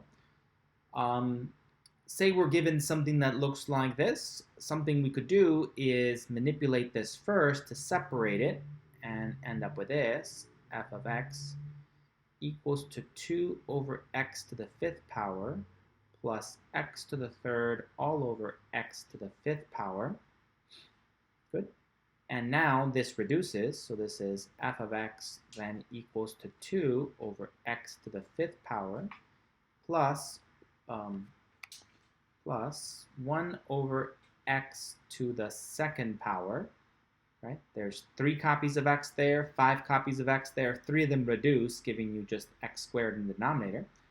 And now when we find the derivative, then we're going to be able to change this like this. So this is f prime of x is equal to d dx of the 2 over x to the fifth power plus d dx of 1 over x to the second power.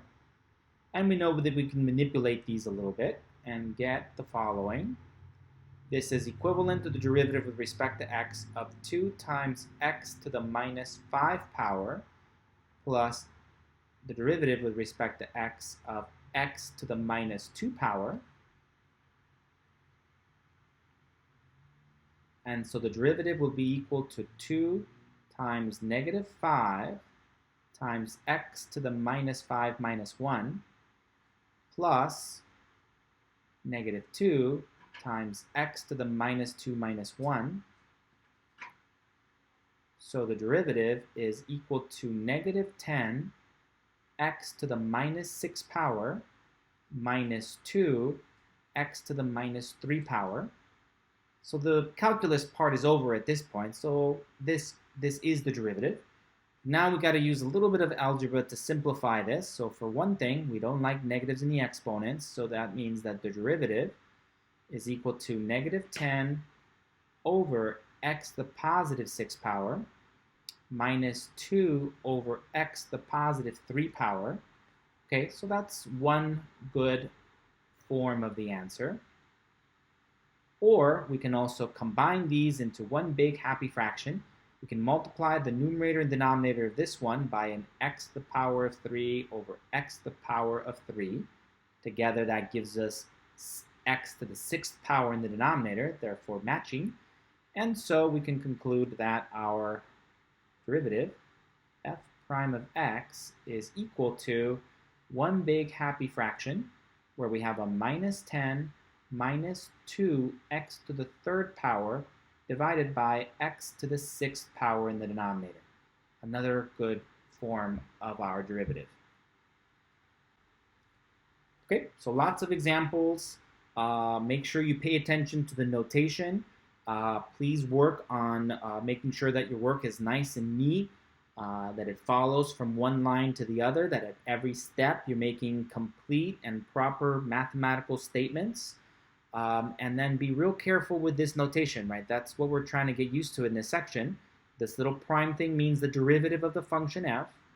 And then this notation is letting me know that I want the derivative with respect to x, so the derivative of the function, this one, there, and then the derivative with respect to x of this function, right? So we had a theorem that said that if we have two separate functions that we know are differentiable being added together, we can find the derivative of each one separately and then add them together. And that's what allows us to do that. Good. As we move forward and get more and more comfortable with derivatives, we will take, we'll write down less as we move forward, and that's natural and it's expected. So as we move into the more and more complicated functions and deeper into the book, we will naturally skip some of these steps. So instead of, I probably would still do like this step just to make sure I don't forget. Maybe write down that step. I certainly would skip this one and this one. So it's pretty natural to go from here down to here as we move forward and get more comfortable. But for now, I do want every single step to be written out. So if you want full credit on the exam, make sure that you write down every little step, because if someone goes from here and then somehow jumps to there, maybe they know what they're doing, but I don't know that, right? So you need to convince me. Your job on the test is going to be to convince me that this is the right answer, not just to give me the right answer, but I need to be convinced. So you need to show me step by step by step how you got to that answer. Okay, recall that if we have a function of the form f of x equals to b to the power of x, where b is allowed to be a value somewhere between 0 and 1, not including 0, not including 1, or b is allowed to be a number strictly greater than 1, right? Another way of saying this is that b is a member of the set from 0 to 1 unioned with 1 to infinity. Okay, so it's allowed to be anything except not 0 and not positive 1. Any positive number, we don't include 0, we don't include 1.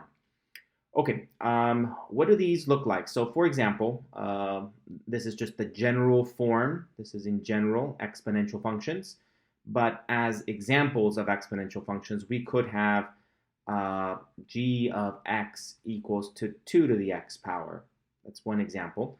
If we wanted some values, of course, we can create a table. Here's x, here's g of x. If x is equal to 0, then we get a 2 to the 0 power, which is 1. If x is 1, we get 2 to the first, which is 2. If x is 2, then we get 2 to the second, which is 4. Okay, so we start to see powers of 2. So 3, we get 2 to the third power, which is 8. X is allowed to be a negative number, so we could have negative 4, for example. That would be 2 to the negative 4 power, which is equal to 1 over 2 to the positive 4 power, which is equal to 1 over 16. Okay, and we can keep going that way. Another example could be that maybe, well, let's not use h. How about w? W of x equals to 3 to the x power. And again, we could create a little table. Here are x and w of x values. When x is 0, we get 3 to the 0, which is 1. Okay, that's something to note. Whenever we raise anything to the 0 power, we get 1. We can let x be 1. We get 3 to the first power. That's 3. We can let x be 2. That's going to be 3 to the second power. That's 9. Okay, so we start to see that these are powers of 3. Also, x is allowed to be negative, so maybe it's equal to negative 3. That would be 3 to the negative 3, which is equal to 1 over 3 to the positive 3 power, which is equal to 1 over 27. Okay, and so, of course, b is a variable that can represent any constant. In this case, we let b equal to 2. Here, we let b equal to 3. Here, we let b equal to 3. But of course, it could be anything, as long as it satisfies these two conditions, right? So the only thing we're not really going to consider is the case when b equals to 1, because, well, then that just gives you a really boring case. If we do some function y equals to 1 to the x power, 1 raised to any power is 1, so the whole thing is just equal to 1. There's nothing wrong with this mathematically, it's just boring. Too boring. Too boring. And we can't let b equal to 0, because then we'd have 0 to the power of x, and most of the time that's going to be fine. So if we let b equal to 0, then we could have a function like y equals to 0 to the x power, and most of the time that's going to be boring as well. 0 to the second power is 0. 0 to the fourth power is 0. But we might have some weird things, like what if x is 0? We'd have 0 to the power of 0. We've never really explored that. And if x is negative, then like 0 to the power of negative 2, to get rid of the negative, we move it underneath, right? So we could have 0 to the second power, no problem, that's 0. We could have 0 to the power of 0, that's just weird. We never really thought about that. We could have y equals to 0 to the negative 2 power, which would make it 1 over 0 squared, which would then be undefined. undefined. That's strange, right? So for that reason, we don't consider this, right? Too complicated. In more advanced classes, you can think about that, but for us, we're not going to worry about that. Likewise, if we let b equal to a negative number, we could run into weird things as well. So for example, think about b equals to -2, for example. We could have the equation y equals to -2 to the power of x. And for some values, the output will be negative. So like, for example, y equals to -2 to the power of 1. Well, that's just going to be -2. And if we let x equal to 2, let's make it 4. Now, if x equals to 2, we get -2 to the power of 2. Now we get a positive 4. So sometimes we get a negative, sometimes we get a positive. And what if it's a fractional value like 1/2? We get y equals to -2 to the power of 1/2. Well, that's the same thing as the square root of -2. Now we get an imaginary. Now we get an imaginary solution. Okay, so sometimes the output will be negative, sometimes positive, sometimes imaginary. Too complicated. So, too complicated. That's fun for another math class. For us, we ignore all that, right? We're just focusing on the cases where b is allowed to be a value between 0 and 1, not including 0, not including 1, or a value that's strictly greater than 1. In all of those cases, we consider functions that fit that form. Okay, what do these graphs look like? So let's take a look at these graphs. Okay, so here in blue, I have 2 to the power of x, and this is the general shape. I can zoom out and see what happens. So as x goes toward -infinity, the function gets infinitely close to 0. It has a horizontal asymptote at the x-axis. And as x goes toward +infinity, the function gets infinitely large in the positive direction. Okay, and then here is the graph of 3 to the x power. It has the exact same shape.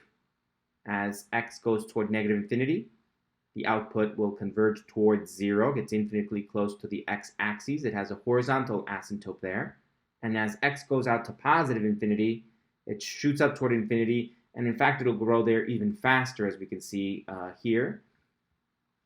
Okay, so in general, the family of exponential functions have this shape. So for example, let's say we had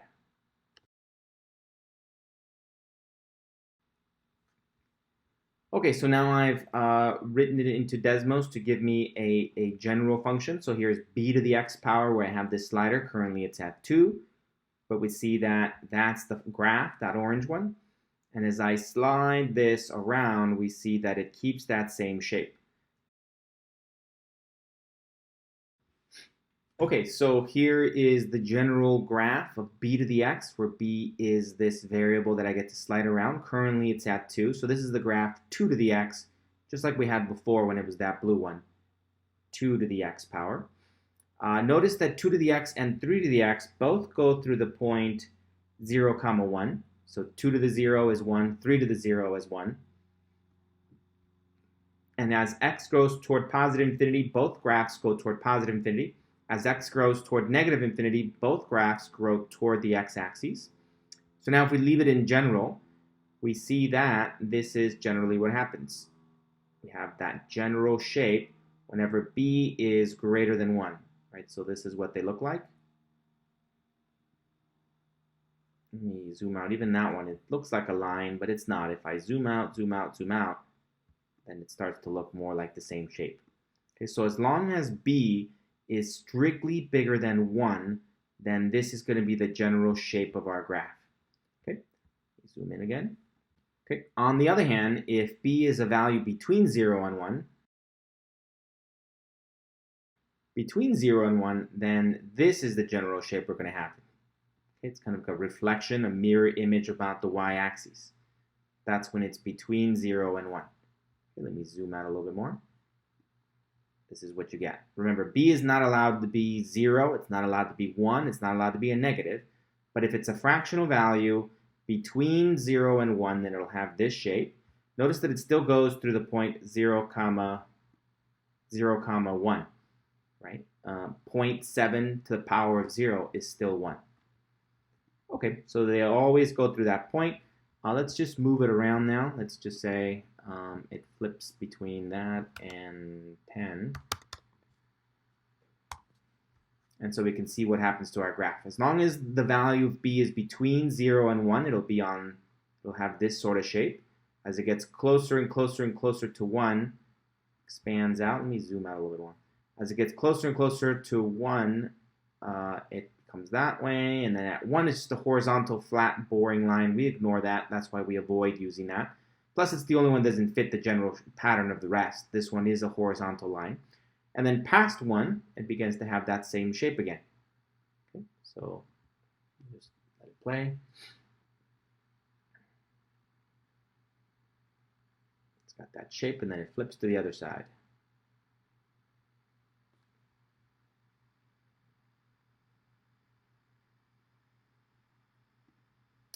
Okay, well, enough fun with that. What we want to do is think about the general b to the x power function. Let's zoom in here. Let's get a nice pretty one. Well, in fact, let's just work with 2 to the x. There it is. Okay, so we want to find the derivative of the function b to the x in general. Without loss of generality, we know that I could just draw it like this, and you would know that it represents one of these graphs. Okay, so without loss of generality, let's just assume that this represents the graph of some function f of x equals to b to the x. We just saw that, in fact, it might be a little bit different because, it might have a slightly different shape depending on the value of b, or it might have, might face the other way. But that's okay. This is just to give us something to reference, something to look at. But we have to know that, in fact, it might look a little bit different based on the value of b. But just in general, without loss of reference, without loss of generality here, we're just going to pick this one to be the shape, just to lock onto a picture. Okay, so let's say that I'm interested right here at x equals to a, right here. And I want to find the derivative of the function at this point.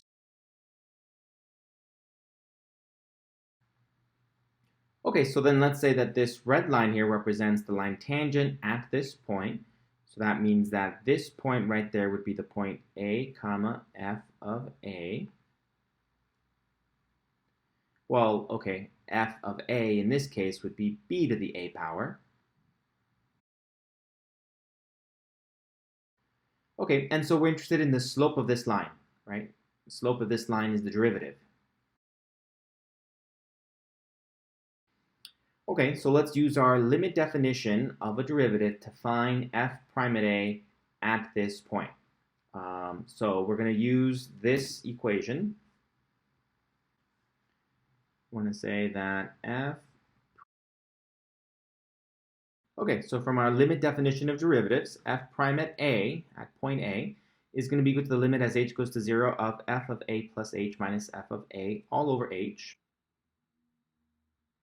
Now the f of x function is in fact b to the x power. So let's highlight that. So that's the rules we're going to follow. So f of a plus h becomes b to the power of. Okay, and so now we get to use an interesting property of exponential functions. Remember that if we have 2 to the power of 3 plus 5, that's equal to 2 to the power of 3 times 2 to the power of 5. Or backwards, if we're multiplying two exponential numbers with the same base, we add the exponents. Okay, so here we have an addition in the exponents, so we get to separate it. Okay, and so now after we've done that, we can identify that this and this are like terms. We can factor that out.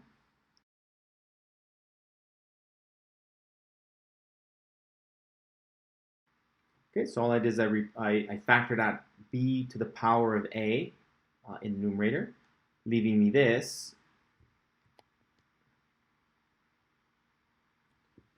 B to the power a times b to the h minus 1 all over h. Okay, so now with our work with limits, we also know that if there's some function or constant that has nothing to do with the variable in our limit here, in this case h, then we can pull it out, right? So in terms of this limit, h, the variable of the limit is h, so we can put that out in front and rewrite it this way. F prime of a is then equal to b, the power of a, times the limit as h approaches to 0 of what this thing that's left over. This is going to be b to the h power minus 1 all over h.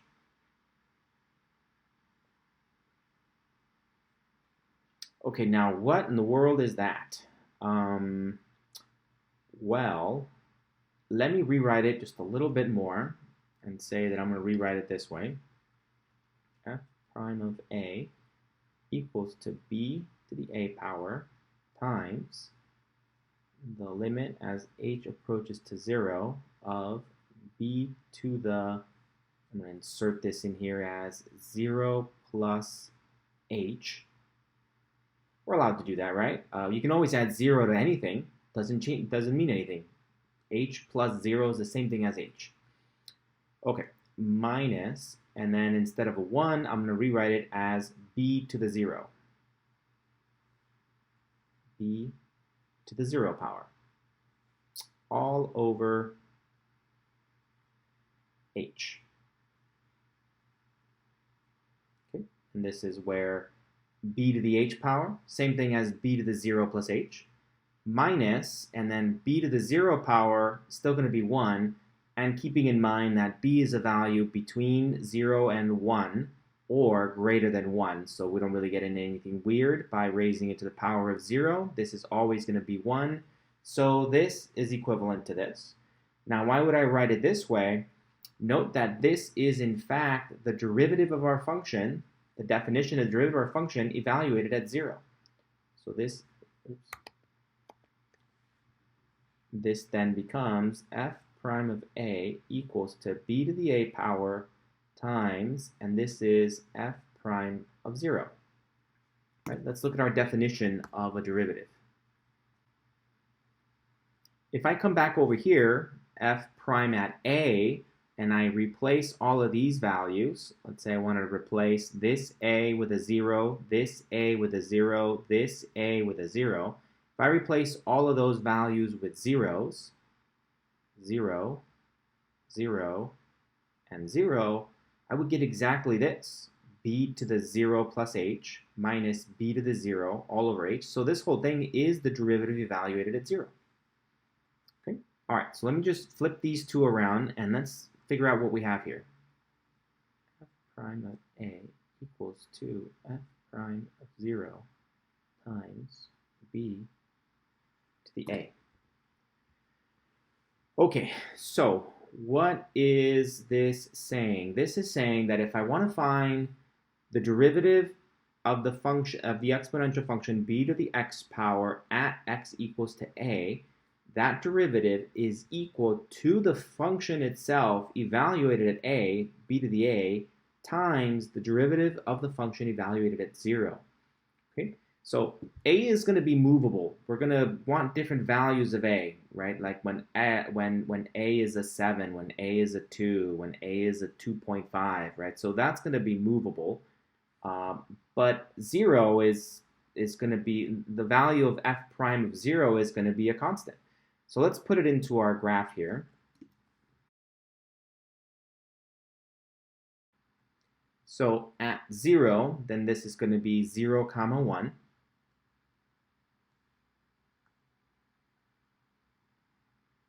It's going to be that point right there. And then the slope of this line, slope of tangent line, at point 0, 1, well, that's going to be f prime of 0. Well, okay, we don't know what that is. It depends on the actual value of the function. But the interesting thing is that it's going to be some constant, right? Once you figure it out, you only have to figure it out once. And once you figure out what that is, then in order to find the derivative of any value in that function, the slope of any line tangent to our function, it's equal to the actual value output of that function at the value a times a constant, which is equal to the derivative of that function at 0. I know, mind blown. Okay, so to recap what this means one last time is that if we are given some function in the form of b to the x power, so it's in the family of exponential functions, and we want to find the derivative at x equals to a, right? In our picture here, we want to find the slope of this tangent line, where this is some value a in the domain of our function.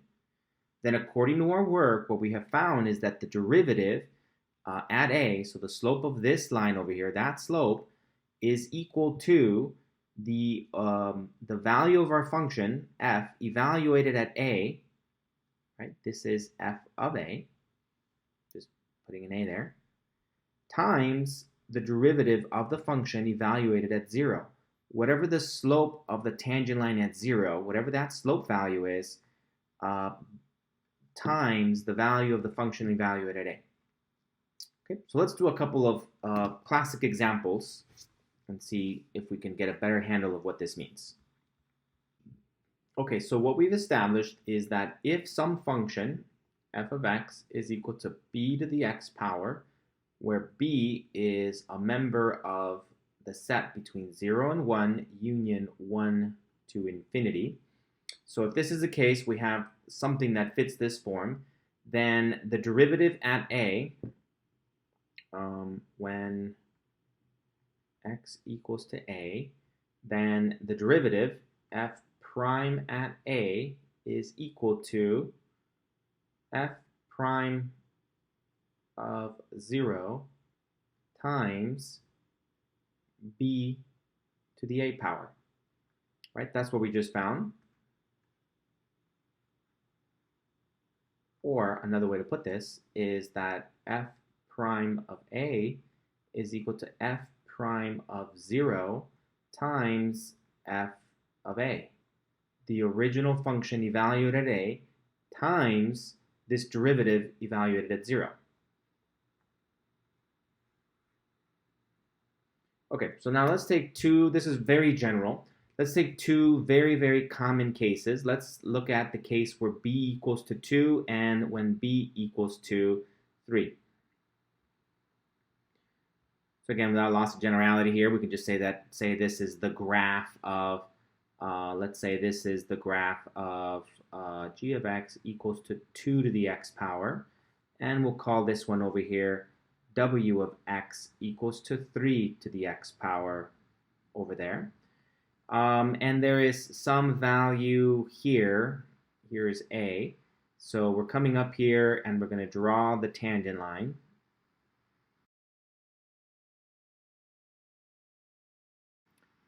So let's say that this point here is the point a, comma, 2 to the a power. And so, of course, we're interested in the slope of this line, which would be the derivative evaluated at a. Same thing over here. If this is some other point over here, just without loss of generality here, let's say that this is the point a. So therefore, this would be the point a, comma, 3 to the a power. Like that. Okay, so if I have g of x equals to 2 to the x power, according to this formula, I need to figure out what is this. So this would be g prime at a. The derivative at a would be equal to the derivative, its derivative evaluated at 0, times 2 to the a power. Okay. Likewise over here, this would be w of x equals to 3 to the x power. So the derivative evaluated at a would be equal to the derivative of w at 0 times 3 to the a power. Okay, so in both cases, we need to figure out the slope of the line tangent to our function at x equals to 0.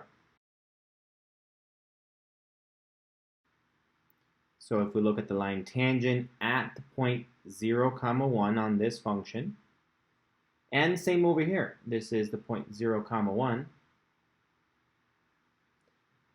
we need to find the slope of this line, right? That would be slope of this line is w prime evaluated at 0, right? It's the slope of the tangent line at that point is the derivative evaluated at 0. And the slope of this line, slope, would be equal to g prime of 0. Okay, so now we got to figure out what that is. So let's figure that out like right in here. What is g prime of 0? Well, we have our definition. This is going to be equal to the limit as h goes to 0 of f of 0 plus h minus, oh, not f, g.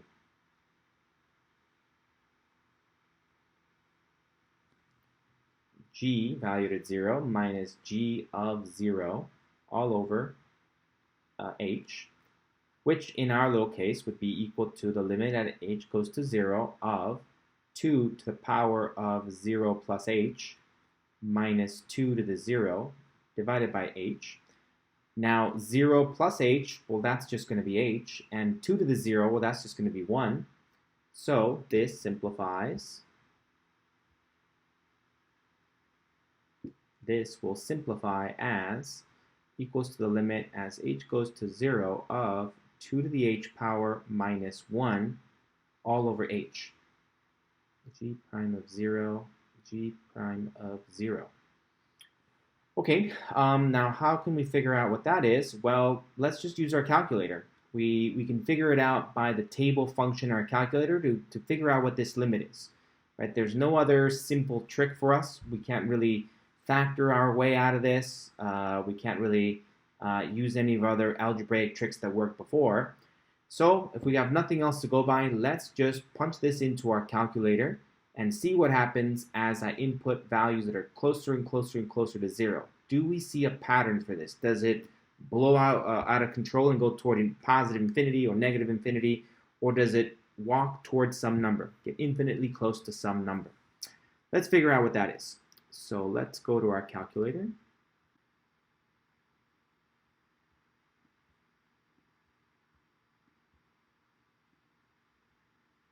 Now remember, our calculator doesn't like to do h, so we'll have to do 2 to the x power minus 1, close parentheses, divided by x. That's exactly this equation, except I replaced everything with an x, because our calculator doesn't like to do anything in h. Okay, so now that we type that in there, make sure that there's no other equations, and we're going to go over our table. So make sure you hit table set, and that the independent variable is under ask, the dependent is under auto. Let's go to our table, and then delete anything that was already there. And let's just do one really easy one for calculation's sake. So if we put a 1 there, we're going to get a 1. Does that make sense? So if we put a 1 here, 2 to the 1 power is 2, minus 1, that's 1, over 1, which equals 1. Okay, so that makes sense. All right, now we want to walk towards 0, get infinitely close to 0 from both sides of 0. So we can figure out what this limit is, if anything at all. Okay, so let's make it 0.9, 0.8, 0.7, 0.6, 0.5, 0.4, 0.2, 0.1. Okay, there seems to be a nice pattern. It's getting smaller and smaller and smaller, and it's growing towards something close to 0.7. How about 0.01? Now we're getting really close. Okay, now 0.69. Okay, now let me walk back up here. Unfortunately, I don't think it's going to let me do any more. It starts to replace them after that. So I wish I could scroll down. So let's just start from up here. How about 0.2, 0.1, 0.01, 0.001, 0.00001, Okay, so it starts to get really, really close to 0, but I've always done positives so far. We'll look at negatives in a second. And it looks like this thing is getting really close to this decimal, 0.6931. Let's see what happens from the other direction. Does it make a difference? So let me change some of these values. How about if I start down here at -1? Oops, go to problem with -1. Clear. -1. Okay. -0.5. Okay. How about -0.2?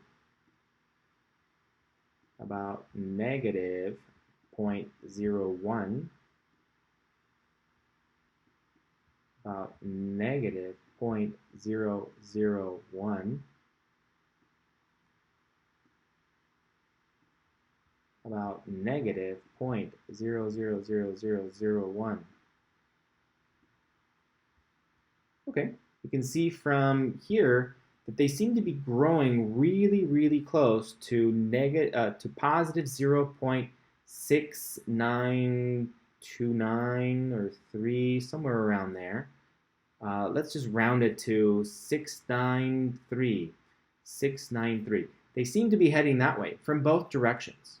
Okay, so it's not a mathematical proof, but hopefully we feel confident that this is where they are heading. The limit is going that way.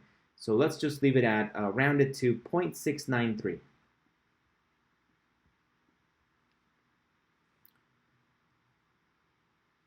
G prime of 0 equals to 0.693. Okay, remember we can interpret this as about 69%. Okay, so now that we're armed with that, that means that this constant here is this decimal. So the derivative evaluated at a is equal to 0.693 times 2 to the a power. Right? And like I said, one way to interpret this decimal is to think of it as a percentage. It's 69% of this number. So if you want to find the derivative at a, find the output of our function at a, and then the slope of the line tangent is 69% of that value. Right? It's a constant proportion of the height of our of the output of our function. Right? So for example, if I wanted to find when a equals to 3, and I wanted to find the derivative of this function at 3, then it's going to be equal to 0.693 times 2 to the third power. So this is going to be 8 times 0.693.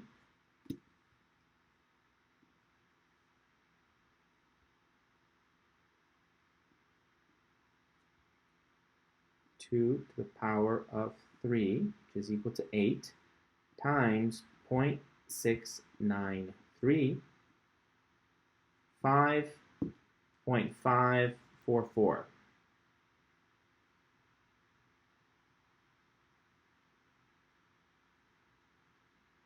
Okay, so just based on this really easy formula, it's letting me know that when the input value is 3 to this function, right, if I make this equal to 3,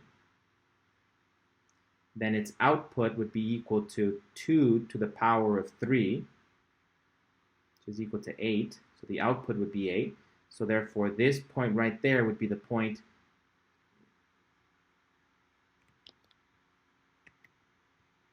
would be the point 3, 8, and then the derivative at that point would be equal to 5.544. That would be the slope. Slope of that line would be 5.544. Just following this simple formula. Right? Okay, let's do the same thing for this case now. So w prime of 0 is equal to the limit as h goes to 0 of w 0 plus h minus w of 0 all over h. So w prime of 0 is equal to the limit as h goes to 0 of 3 to the power of 0 plus h minus 3 to the 0. So I'm really just copying this exact same work here, except here w of x is equal to 3 to the power of x instead of 2 to the power of x. And so all of this gets divided by h.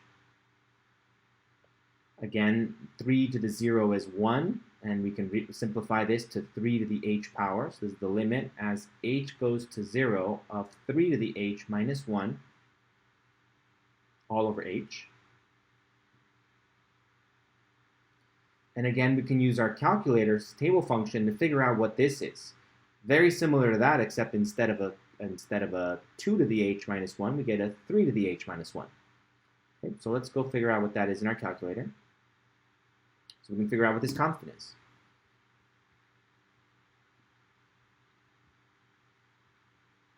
Okay, so now let's go back to our equation, and let's just come back over here and change this from a 2 to a 3. Everything else stays the same. Enter. 3 to the x minus 1 all over x. And let's go back to our table. And again, we're interested in approaching 0, so we can already see some values here. As these input values got closer and closer to 0 from the positive side, it's like the output values were getting really close to 1.099. And if we approach 0 from the left-hand side, -1, -1/2, -0.2, we see that the output values were also approaching the same number. So somewhere around here, they're approaching something really close to this number. Let's round to 4 decimal places. So 0.986, 189.86, 0.986.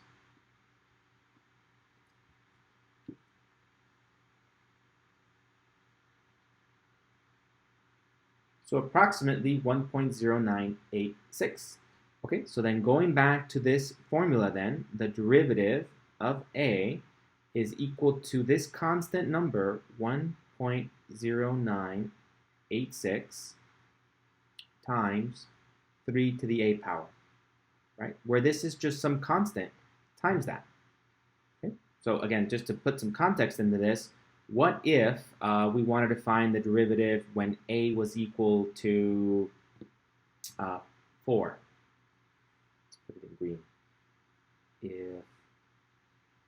If a equals to 4, find w prime at 4.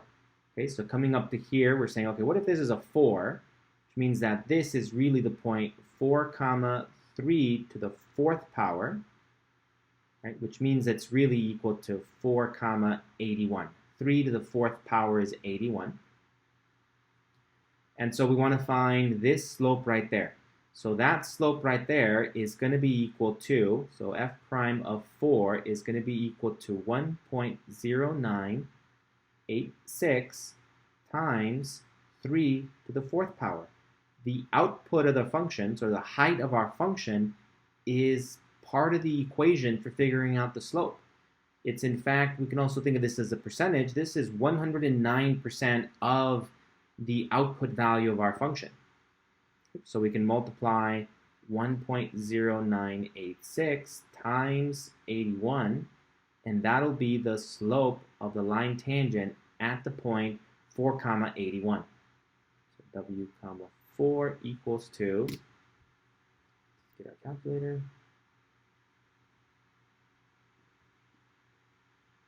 So 1.0986 times 81.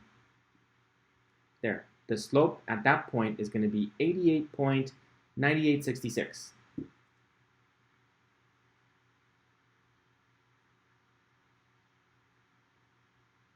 Okay, so the slope here, which is equal to the derivative, is going to be equal to 88.9866. Okay, let's recap what we've done. It's getting really dense in here, right?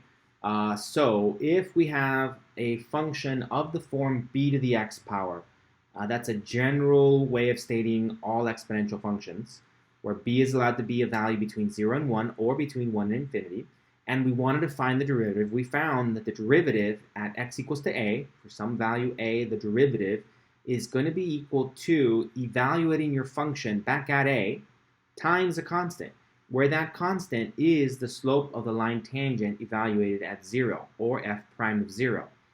So we can state all that in one of these two ways. F prime of a equals to f prime at 0 times b of a. B to the power of a. Or we can also restate it this way, that the derivative evaluated at a is equal to the derivative evaluated at 0 times f of a. Okay, so very interesting. This is the only function that we know that does this. Its derivative is going to be equal to the value of the function times some constant. And that constant varies based on the value of b.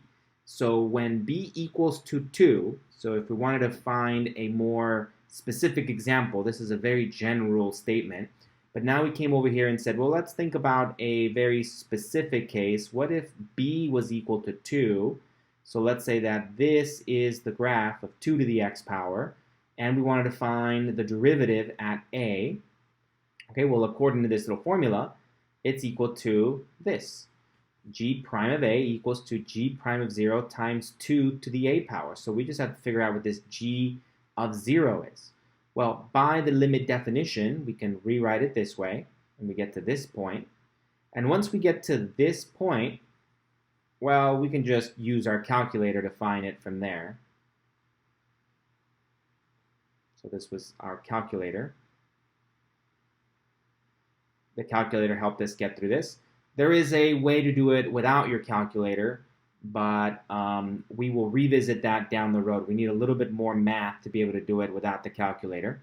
But for now, it's good enough. So we use our calculator. We figure out that g prime of 0 equals to this number, and that's that constant there.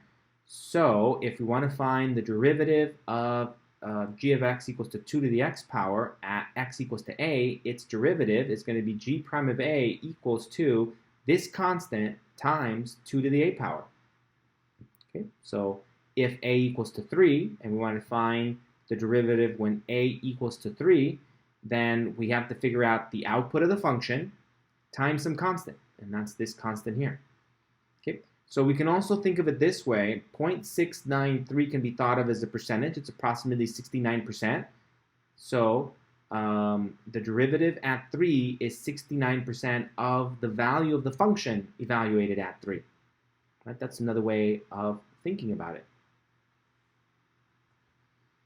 G prime at 3 is 69.3% of the value of g of 3. Evaluate your function at 3 and do 69% of that value, and that's your derivative. The slope of the line tangent at that point is equal to that. That's very interesting. And this number stays constant for all of the function 2 to the x for any value of a. Good. Okay, then just to contrast it, I did another one over here with 3 to the x power. Okay, so then according to this little formula, then this would be the derivative. G prime of a equals to w prime at 0 times 3 to the a power.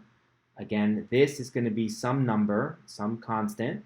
We can use our definition of derivatives, the limit definition of derivatives, to give us this. And again, we use our calculator once we get to this stage. Once we get to this point here, we can use our calculator to approximate it. Later on, in a couple more sections, we'll be able to do it without that. But for now, we need our calculator. So we use our calculator, good enough for now. We get to this decimal. So that becomes this. So for the function 3 to the x, this is always the constant. Okay?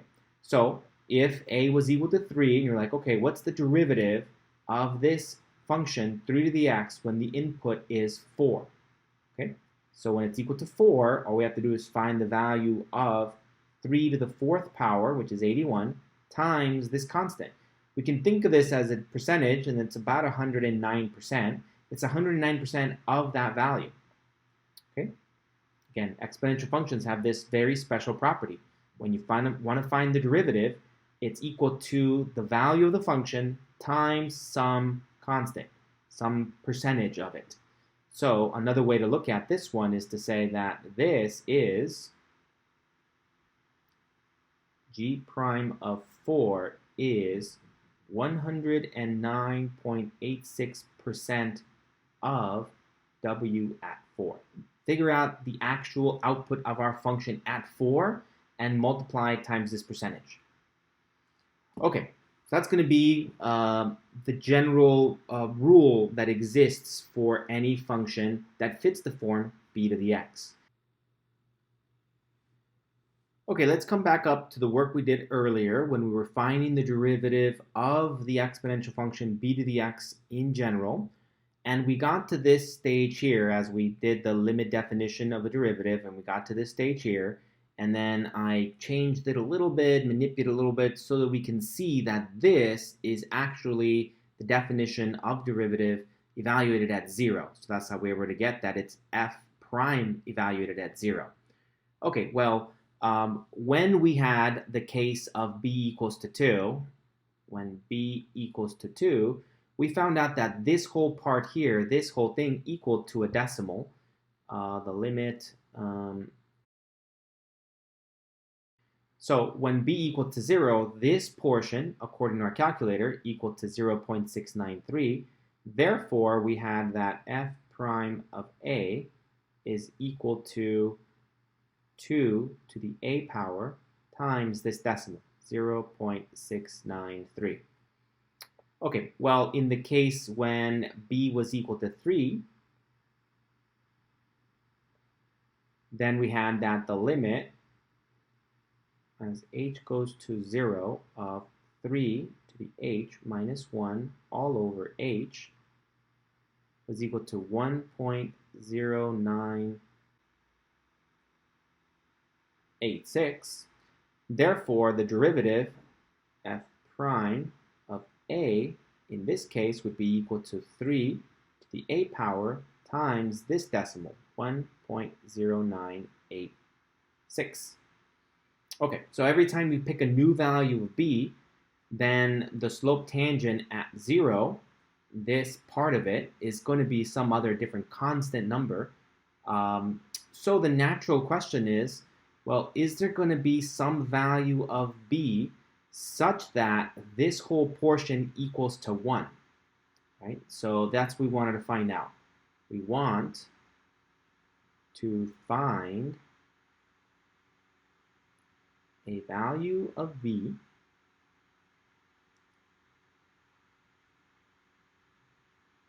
such that this limit as h goes to 0 of b to the h power minus 1 all over h, that this whole thing just equals to 1. Good.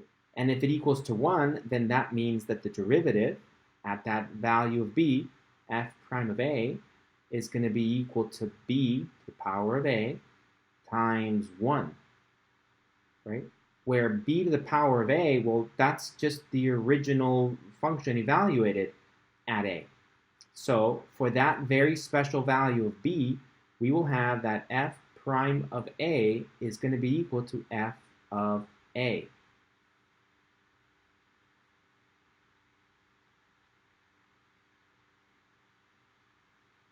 Okay, so b is the value.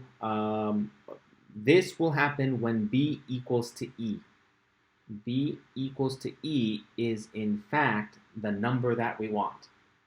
Okay, so we kind of reversed engineered it. We were looking for a number that makes this work, and we found it to be approximately 2.718. It makes sense that it's somewhere between 2 and 3. So 2.718 is the number that does that. Okay, all right, let me write that down. So again, in general, if we have f of x equals to b to the x power, we know its derivative at a is going to be equal to b evaluated at A times f prime of 0, right? That's just in general. But now, if B equals to this number E, which is approximately 2.718, then that means that our function, let's leave it in f, that means that f of x is now equal to e to the x power, and its derivative at a, prime of a, is going to be equal to e to the a power times f prime of 0, and e is going to be exactly the number needed for this to be equal to 1. So for us, this is equal to the limit as h goes to 0 of e to the power of 0 plus h minus e to the 0 all over h, which simplifies to the limit as h goes to 0 of e to the h minus 1 over h. And we know that this is exactly equal to 1. Okay, that's by definition. That's how we know it, I should say. There's very few things in math that are created. There's a real discussion whether math is invented or discovered. So I don't know if you want to say that we created this number e to fit this form here, or if we discovered it. I don't know what the right language would be, but it was chosen for that reason. Whether it was discovered or created, it was chosen to be the number that makes this true. And if it makes that true, then we have this, that the derivative evaluated at 0 equals to 1. And so therefore, this whole portion is just a 1. So f prime at a equals to e to the a power. And e to the a power, well, that's just equal to the original function evaluated at a. So f prime of a equals to f of a. So this is saying that the derivative of the function at a is equal to the value of the function at a. Right? What would that look like in terms of the picture? So let's say we have, let me just do a rough sketch here. We have some exponential function that looks like that. Let's say that this is e to the x power, and then I want to find out what is the slope of the line tangent. Okay, let's pretend that's tangent there. What's this slope here? Slope, I'm interested in that slope. And let's say I wanted to find out here. What is this? This is 2. Okay, so if it's 2, that means that its height is e squared, right? This is the e to the x power, this is e squared. I can just figure that out with our calculator. And what's the slope going to be? Well, it's going to be equal to e squared. This is the only function where the output of the function is equal to the slope of the line. Okay. Could be a fractional value as well. Let's say we had that, and that's equal to let's say that's equal to 1/2. Then this output would be e to the 1/2 power, also known as the square root of e. You're like, okay, and then what's the slope of the line tangent at that point? Well, the slope is also equal to the output of the function. The slope is still equal to square root of e. Okay, so that's what's interesting about this, this function, e to the x power. So another way to rewrite this then is this. Given f of x equals to e to the x, f prime of x equals to e to the x, right? It doesn't change. It's just the value of the function. The derivative of the function is equal to the same thing that you would get if you evaluate the function. Or likewise, we could say that the derivative with respect to x of e to the x equals to e to the x, right? The derivative of the function e to the x equals to e to the x. The only function that can do this. Okay, very important function, and that's why e is such an important number in calculus. Okay, note that this doesn't follow the power rule like before. That's a very common mistake. Remember that for the power rule, we had cases like this, x to the power of 3, and we wanted to find the derivative with respect to x of this. So remember, the power rule says to bring that 3 out in front, 3, x to the power of 3 minus 1. So we'd get 3x squared, right? That is not this. This is different. Notice that here the x is the base of the exponential number, whereas here the x is in the exponent, right? The base is a constant, it's a 3. So it doesn't follow this rule.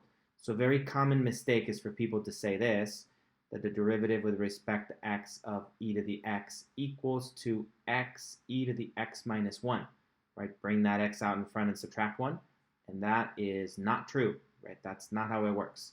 The derivative of e to the x is the easiest thing we could do. It's just equal to e to the x. So this whole long drawn out thing has been just to convince you that the derivative of e to the x equals to e to the x. You're welcome. Okay. All right. Let's do some. Let's look at what it looks like on Desmos. So here we have a variety of exponential functions. That's 2 to the x there. Here is 3 to the x. So now let's graph. And then if we had b to the x power, I can move b around. I can see that it has these kinds of different shapes. Okay, so now let's say that I just land on a specific one. So let's get rid of that. Let's just say that this is e to the power of x. It'll look like that. It makes sense because remember, e is approximately 2.718, so it's going to be somewhere between 2 and 3, closer to 3 than it is to 2. But okay, so it's this orange one here. Let me get rid of the other ones for now. Okay, so here it is. That's e to the x power. And if I want to find derivatives, let's visualize the derivatives. Okay, so the orange one is e to the x, and here's this red line that's our derivative function. We've seen this many times before. Hopefully we're comfortable with it. So when we say the derivative, we're looking for the slope of the line tangent, right? So I want the slope of this red one as it goes across, goes around it. Okay, so let me have Desmos here just provide us the answer. Here it is. So right now, when the input is, let's make it a nice whole number. When the input is 1, the output is 2.718. That's approximately e. Okay, so when the input is 1, the output is e. And what's the slope of that red line? Well, here it is. Here's the slope, and it's e.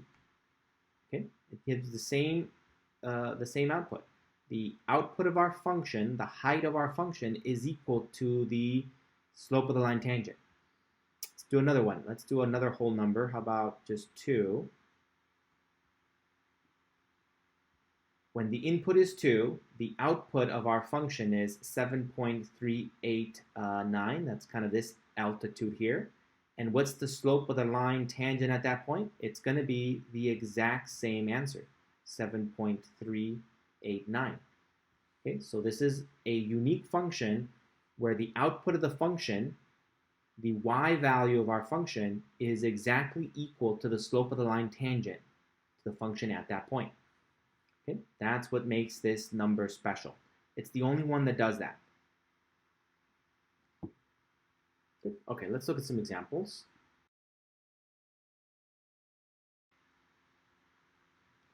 Okay, find the derivative of this function, f of x equals to 3 e to the x plus 7x cubed minus 6x squared plus 9.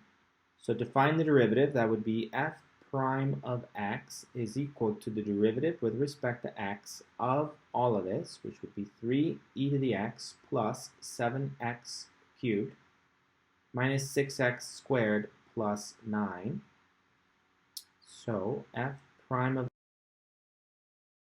Okay, so we know we can separate these, so this will become the derivative with respect to x of 3 e to the x plus the derivative with respect to x of 7 x cubed minus the derivative with respect to x of 6x squared plus the derivative with respect to x of 9. Okay, we know we can pull a constant out. F prime of x equals to 3 times the derivative with respect to x of e to the x plus 7 derivative with respect to x of x to the third minus 6 the derivative with respect to x of x squared. And the derivative of a constant is just 0. So I know that this is just going to be 0, derivative of a constant. Okay, so now we just discovered the derivative with respect to x of e to the x is equal to e to the x. So this is going to be 3 e to the x plus 7 times, and now we use our power rule.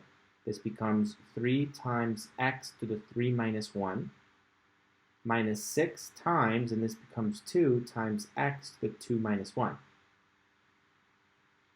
Okay. So f prime of x equals to 3e to the x power plus 21x squared minus 12x to the power of 1. Okay, and that's our final answer.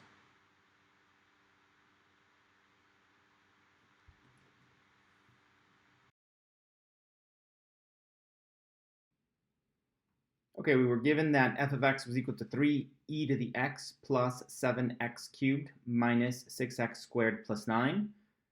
And then after a bunch of work, we found that the first derivative,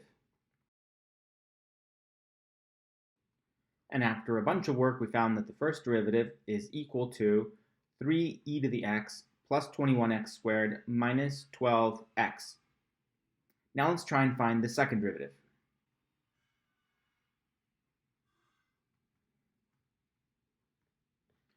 Okay, so the second derivative is equal to the first derivative of, it's the derivative of the first derivative.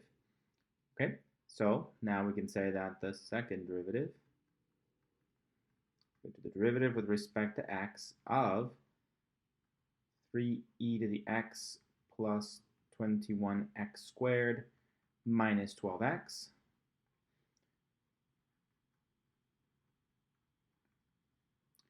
So we can separate this into pieces. And so this derivative is going to be 3e to the x. Derivative of e to the x is just e to the x. Plus, now this derivative is going to be equal to 21 times 2 times x to the power of 2 minus 1, using our power rule, minus 12 times 1 times x to the power of 1 minus 1, right? Assuming that there's a little 1 here. If there's no power, by default, there's a 1 there. So it's 1 minus 1. It's going to be 0. Please simplify that. We'll get f double prime x equals to 3e to the x plus 42 x to the power of 1 minus 12. And then this becomes x to the 0 power, which then just equals to 1. So then this just becomes minus 12. Okay, so here is our second derivative. Put it up here.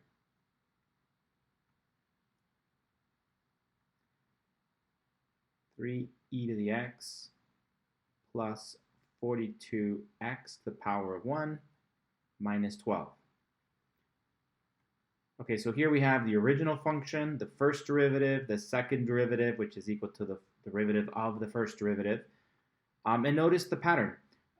With the terms that have x to the power of a constant, notice that we have power of 3, power of 2, right? This pattern begins to emerge. And with the term that has an e to the x power, it just keeps getting repeated, right? So the derivative of e to the x is just e to the x. Okay, one last final example.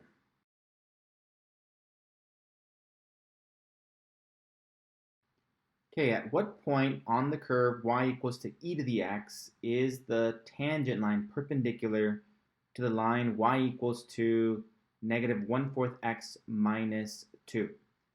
Okay, so the first thing we have to recognize is that for two lines to be perpendicular, they must have slopes that are negative reciprocals of each other. Let me write that down. This guy right here, this line has a slope of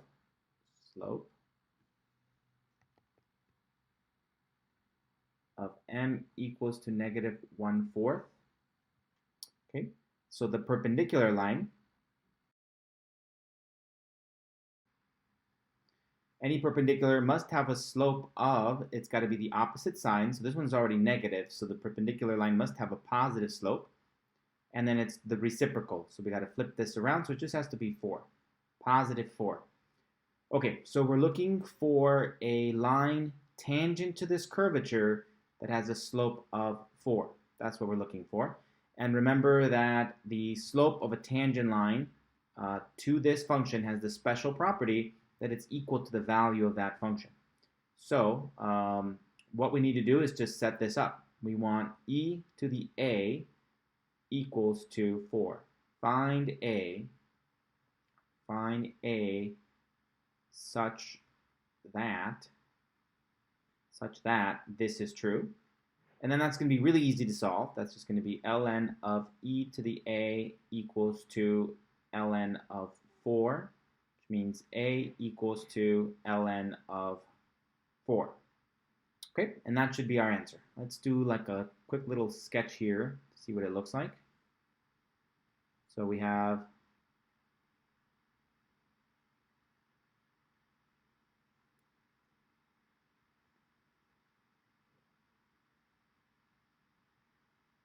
that's going to look something like that.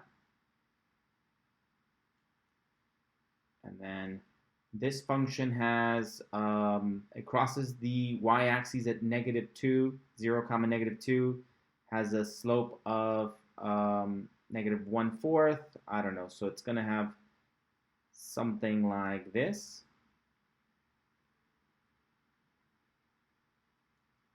Y equals to negative 1/4 x minus 2. And so now the perpendicular one, it's going to be some point over here that goes like this.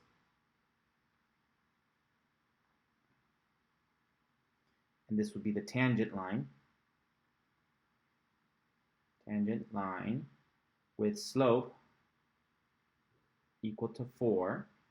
And of course we know that with the function e to the x, the slope of the line's tangent is equal to the height, the output of the value. So that means that I can already conclude that this height right here must be a 4. So I just have to reverse engineer this, set a, say this is a, e to the a equal to 4, that's what we did here. And we solved for it, and so we got that a must be equal to ln of 4. We can use a calculator to approximate that, get a decimal approximation if we wanted to, but that should be good enough. And this gives me a right angle there. They're perpendicular to each other. And so this point right there, that point right there is the point ln of 4, comma 4. Good. It didn't ask for it, but why don't we find the equation of the tangent line now? Okay, how can we find the equation of the tangent line?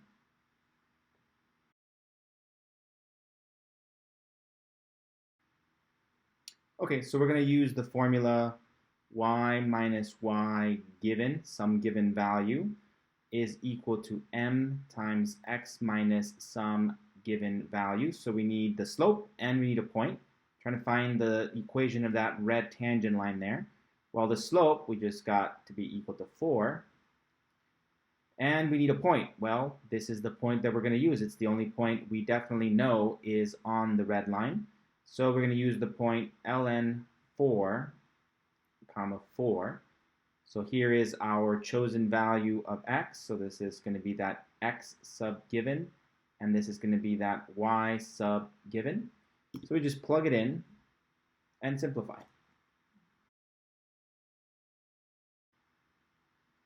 Okay, so then we distribute, combine like terms, we get y equals to 4x minus 4 times ln of 4 plus 4. Right? Whatever that is, that's going to be our y-intercept. Oh, it ain't pretty, but I can leave it like that as an exact answer. Or I can use my calculator to approximate it and get a decimal result out of it. Let's do that. Okay, so it's going to be ln of 4, close parentheses, times 4,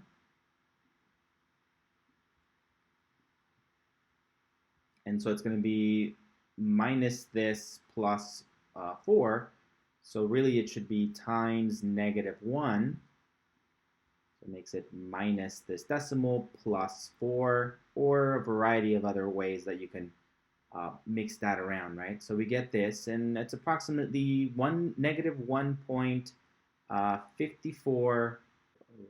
Okay, well my picture is going to look weird then, but okay, we'll confirm it with Desmos.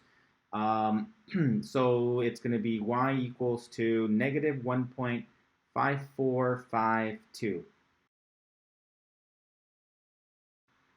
Okay, so it was a rough sketch, but I can already tell something is kind of off here because the place where this line crosses the y-axis should be at -1.5, and the way I have it here, it doesn't look that way. So this should have been pointing more strict this way, but okay, it was just a rough sketch. So we have that the equation of this line right here is y equals to 4x minus 1.5452-ish. Okay, let's confirm with Desmos and get an even better looking graph, but let's see.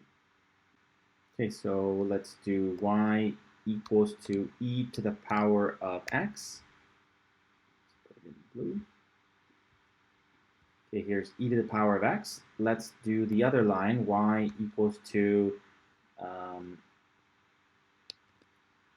-1/4, 1 divided by 4 x minus 2.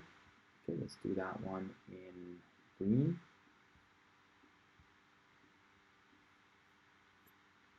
Okay, so far they kind of match. Obviously Desmos is better. Okay, and then if I type in the other equation, it's y equals to 4x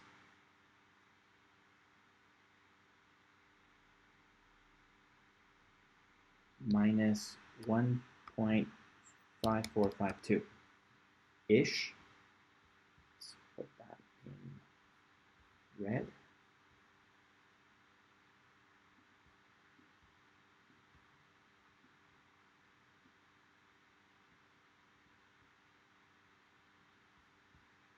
And so let's put in the point for ln 4,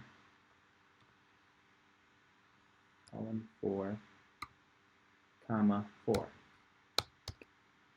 There we go. All right, well, there's a better picture. And let me take a picture of this. Okay, so we have the blue. Here, let's.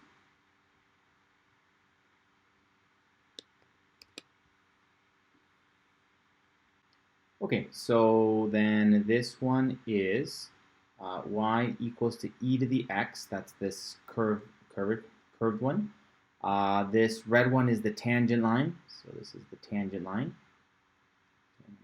Tangent line to y equals to e to the x at point ln 4, comma 4, which is this. ln 4 is approximately this decimal right here, or approximately 1.386, comma 4. This was that given line, so this was y equals to -1/4 x minus 2. And we wanted to find this red one, that was our goal was to find this red line such that these two lines were perpendicular to each other. And so we figured out that this line must be the line y equals to 4x minus 4 ln 4 plus 4. And we can simplify that a little bit, factor out a 4, and then you'd end up with something. Okay, but you can do that, or you can also just approximate it as 4x minus ish. Okay, so the red line is the tangent line at this point to this curvature, and it's perpendicular to this one. All right, so when you have the tools, Desmos, then it makes it easier to graph really fantastic things. If you're just doing a rough sketch like I did, then you're bound to get a few little things wrong. Let's go back to where I was. You're bound to get a few things wrong because I didn't calculate where it crossed the y-axis, where it crossed the x-axis. So, if you were to turn in something like this, as long as you have the key things that you're supposed to know, in place, then a rough sketch is good enough. Okay. All right, so that should be more than enough to get started on your homework. So please let me know if you have any problems.